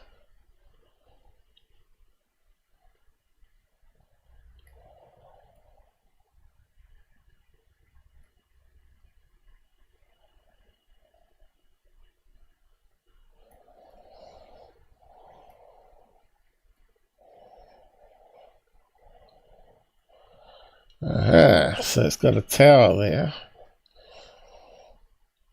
That's the sort of thing we're looking for.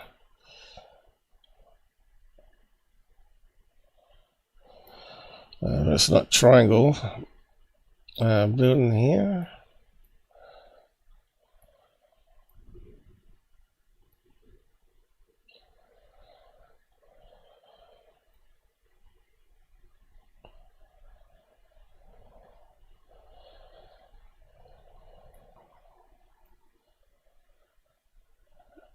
So we've got something high up here.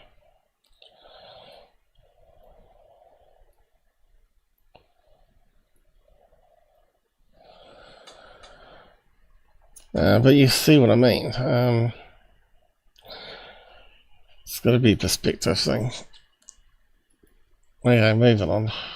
100 feet in length and width here, and we got this trifecta black shadow up there in the sky. It's just mind-boggling. Yeah, Blake, you see the buildings. So it could even be something like this. So if this was blocked out by fog clouds, you'd see that in the sky then. You'd wonder how that's sort of hanging there, the lamp. So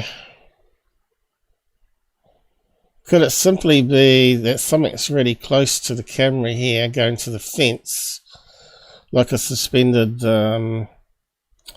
triangle lamp of some kind going between the bridge and a post over here that we're not seeing? And there's just some fog hiding it. So that's another possibility, right? And this low quality picture here, you're not going to see the cable going to it. So it could be something like a light. Anyway, moving on. Everybody, there really is no incentive to create fake hoaxes these days. I need to give it to security with Thirdphase to make money from. As there were, say, in the 80s and 90s, where you could sell them to a network. So I don't think someone created this with... Well, you're wrong. Someone did create a perspective and someone took it and put it to a UFO channel. that much accuracy with regards to the clouds, the size, and other... Maybe it was this going up. Maybe what we're seeing is the tip of that thing going up on a particular day. Yeah, SpaceX.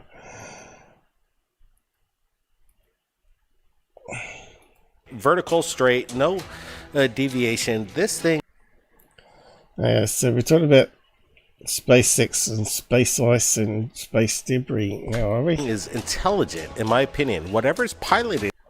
So let's see, where does this thing come from? Something just struck. Yeah, so that looks like it's going upwards, but this is obviously moving this direction, and that looks like it was going away and smaller. Vertical, up in space, right next to the... Yeah, that's getting a bit smaller, so that's going away from us. Starship as it entered the space and left Earth's atmosphere. Look at this. No, it's not. It's following behind the space rocket. Totally under control. So what are we looking at here? Starship engine, is it? Here we go. That's the one that comes back and lands Can again. have more legitimate footage, and I agree 100% what you just said, Dr. J. Look, SpaceX, Elon Musk, they're capturing the phenomenon, and what just happened with the Starship? Something breaks off and flies away. Just struck vertical up in space right next to... No, optical illusion again. And if you have a close look at it, it looks like a piece of rubber or insulation. Looks like it's got a faded bit here, which means it probably changes angle here. Goes around. It's probably a rubber clamp. Looking at that three-dimensionally.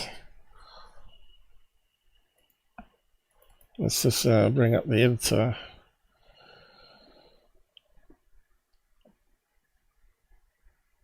So, we're probably looking at something like this from top. Like a rubber hook. Which I know they do use those when they release satellites. And from the side view, it will look like it's dimming there as it's bending and then comes back around, right? And that's what we're seeing in the video. Looks like one of those rubber clamps that they blow off to release the satellites. They have like 4 of them or 3 of them around a satellite. They blow them off with a little charge, and that just ends up being space debris. Because it's in low orbit, it burns up eventually, goes down the atmosphere. Starship as it entered the space and left Earth's atmosphere. Look at this. We are looking at it, Blake. Totally under control. This isn't some space debris. No, it looks like it's slowly going away. In my opinion, vertical, straight, no deviation. Bullshit, bullshit. This thing is intelligent, in my opinion. Whatever's piloting this thing. Well, it's got more intelligence than you, Blake Cousins. Okay. There's intelligence behind it. Yeah, Blake, this one's pretty exciting. We're seeing... So if you repeat yourself that it's got intelligence behind it, eventually people are going to believe you. We see the whole aspect of what's happening. We're seeing maybe possibly ice particles. But I can see it gradually moving further away. It's not going up. Drifting the way they... See, there's the bit I'm talking about. The curvy bit comes around. That's a rubber clamp. Should, during a SpaceX launch, we recognize this all the time, but this is, like you say, Blake, it's just going straight up. There's no wobble. It's just kind of drifting, and it has aspects of seeing things that we've seen straight here on Earth. Which they compare it to the letter A minor balloon, which is totally comparing apples and oranges, right? During commercial airliners, could this be the same object? What we're seeing again no, is something... it's not. That's a clamp, and here's the was letter A caught. balloon. I think there's a connection between this. What do you think, Dr. J? Oh, she's intelligent. You know, I there's used a to think connection. this was actually a disc going up, just like Bob Lazar Yes, said. it is. Travel, Yes. Letter A balloon clamp. Rubber clamp. Yeah, real good connection, guys. primarily outside of Earth's atmosphere, they point all three gravity. What a load of crap these guys took. Okay, moving on. Now we got an airplane. Is there an airplane? And what do we get near planes? Other airplanes as well as birds. So because it's not as cylindrical, it definitely, like, it reminds me of the manta ray shape that is some... It's a manta ray! That girl is as dumb as Dr. J sounds. sometimes incorporated in aircraft. Could that be an end view of a B-2 bomber? Or could it be an end view of a crow flying past? This is awesomely, amazingly good footage. The fact that you're seeing not just a big jumbo jet, but we're seeing a pixelated image of possibly a bird. These guys are morons. And how many people liked it? 2,500 liked it. 32,000 views on this garbage. If you claim to show only the real videos, why even ask if it's CGI or fake? Bingo. For anyone wondering, that SpaceX footage is from the Starship, which is what I said. Launch on June 6th. My son and I watching the SpaceX live. Yeah, but what is it? It's a rubber clamp, isn't it? Do you know what it is? Space flight now.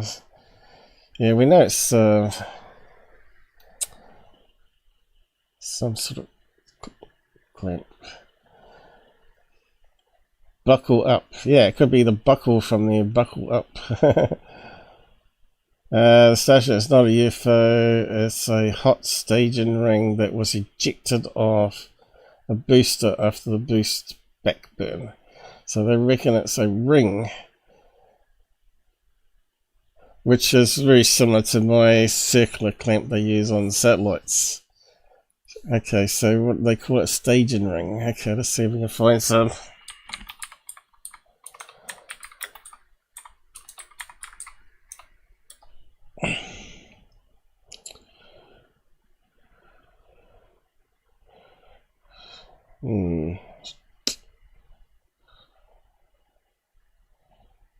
Here we go, is it? No. Yeah, it probably will be not rubber, but be carbon fiber, won't it? Yeah. Hot staging.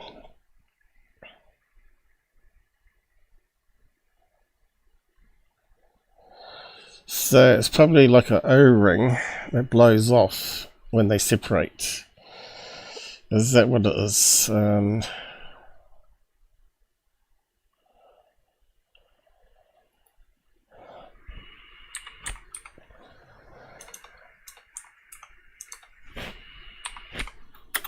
They probably said on the video at the time when it got shown. Hot staging is another method where you just light the upper stage engines while the lower stage engines are still pushing. So then they separate, and then the seal around the middle where they join together to keep out the cold, which is probably carbon fiber, breaks away as circular, and it flies straight backwards. So I am sort of right. So it could be stationary. Okay. This is why sometimes we read the comments and we actually get some serious answers.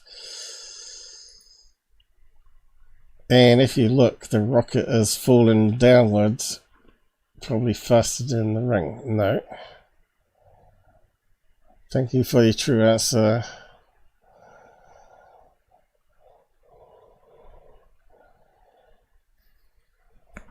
What's the pyramid shot? Exactly. If you get the location, we could probably get the map and street view, and we could probably line it up.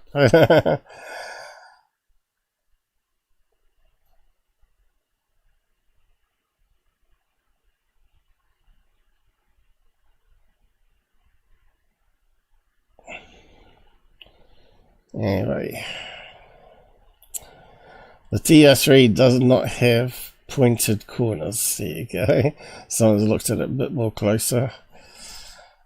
Why is Dr. J on here? Where's the magic crystal stick? Why is any of them talking on it? Because none of them have any clue other than to talk garbage. AI just keeps getting better. That's true. That's something else we've got to be careful of now. Is that TR3B one could be manufactured by AI. And so they might be correct. It could easily be AI. Yes, Apollo, a very Manta Reyes, that object. I can see cylinder as well. Apollo has a deer head. You guys are really rocking it. Rocking the house down with laughter. The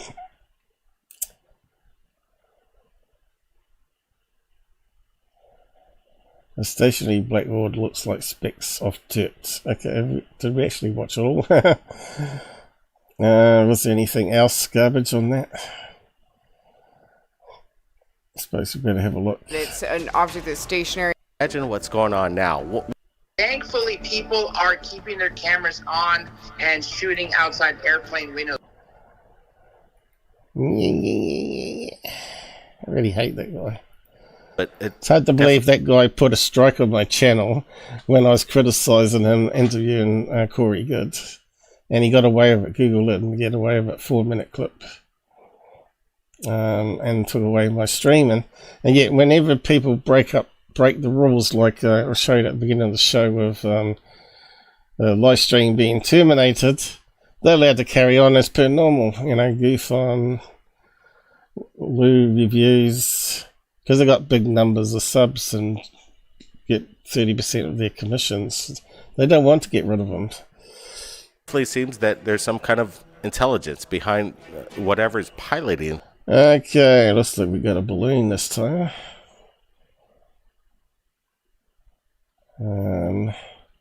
Again, it looks like that Globo Alarma type Mexican balloon. This gimbal. It almost looks like the famous gimbal footage.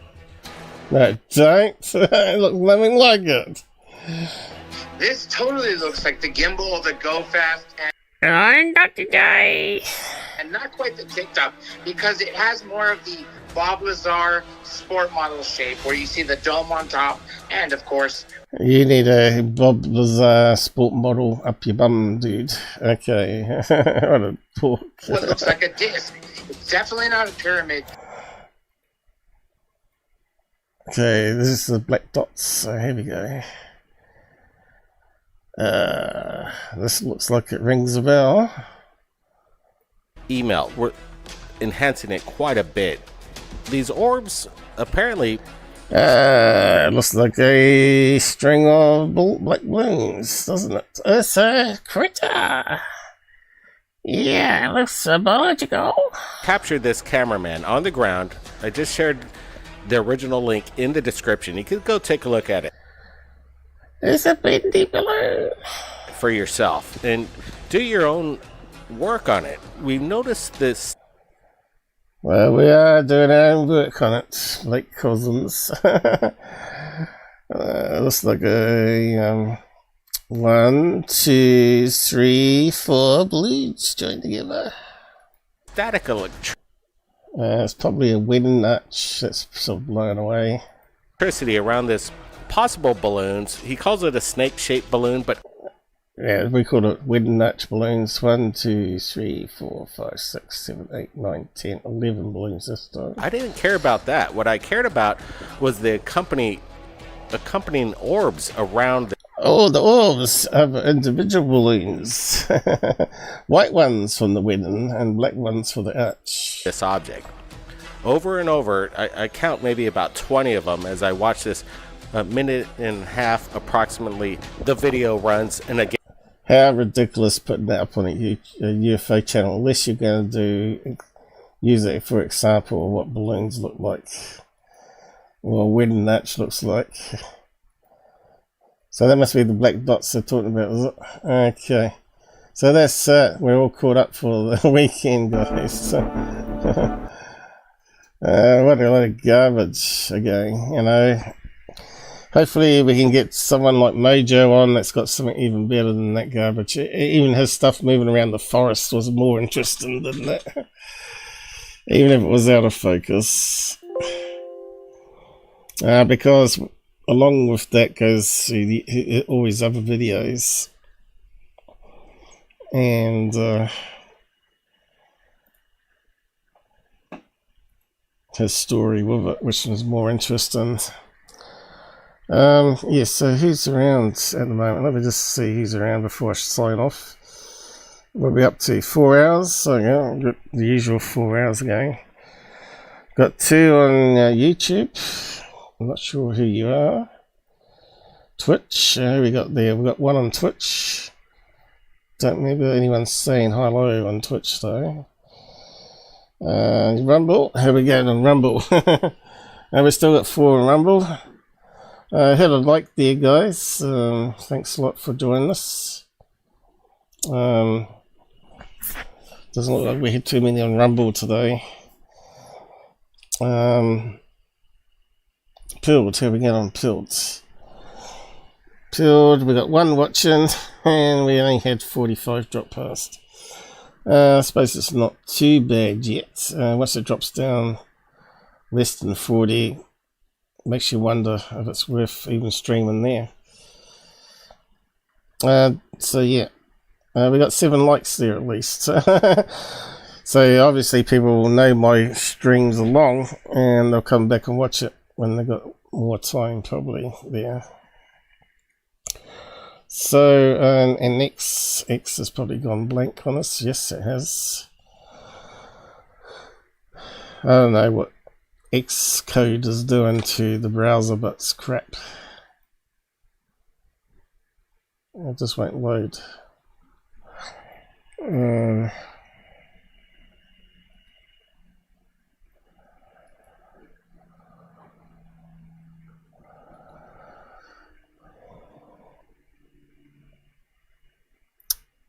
Have we got anyone there?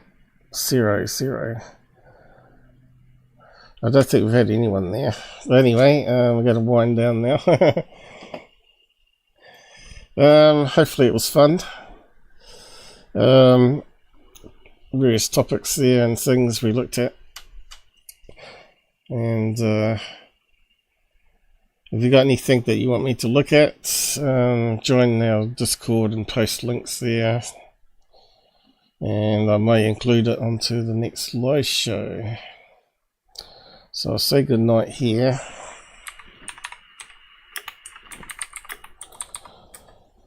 And let these guys get to bed now. And thanks for any donations. I don't think I did get any though. And thanks for live chats. We got there. And thanks for the subs and the likes, of course. And I'll see you again soon. And drop it off there. Run down. Pressed the wrong thing now. I have to wait till it finishes. My eyes are just terribly out of focus again. Can't wait to get an eye operation, even though it's not going to be perfect. It's got to be better than what I've got. Okay.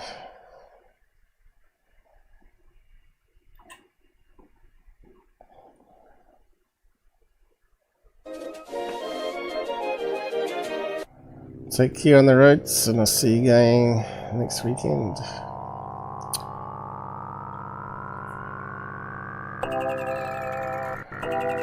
I'll start dropping these off.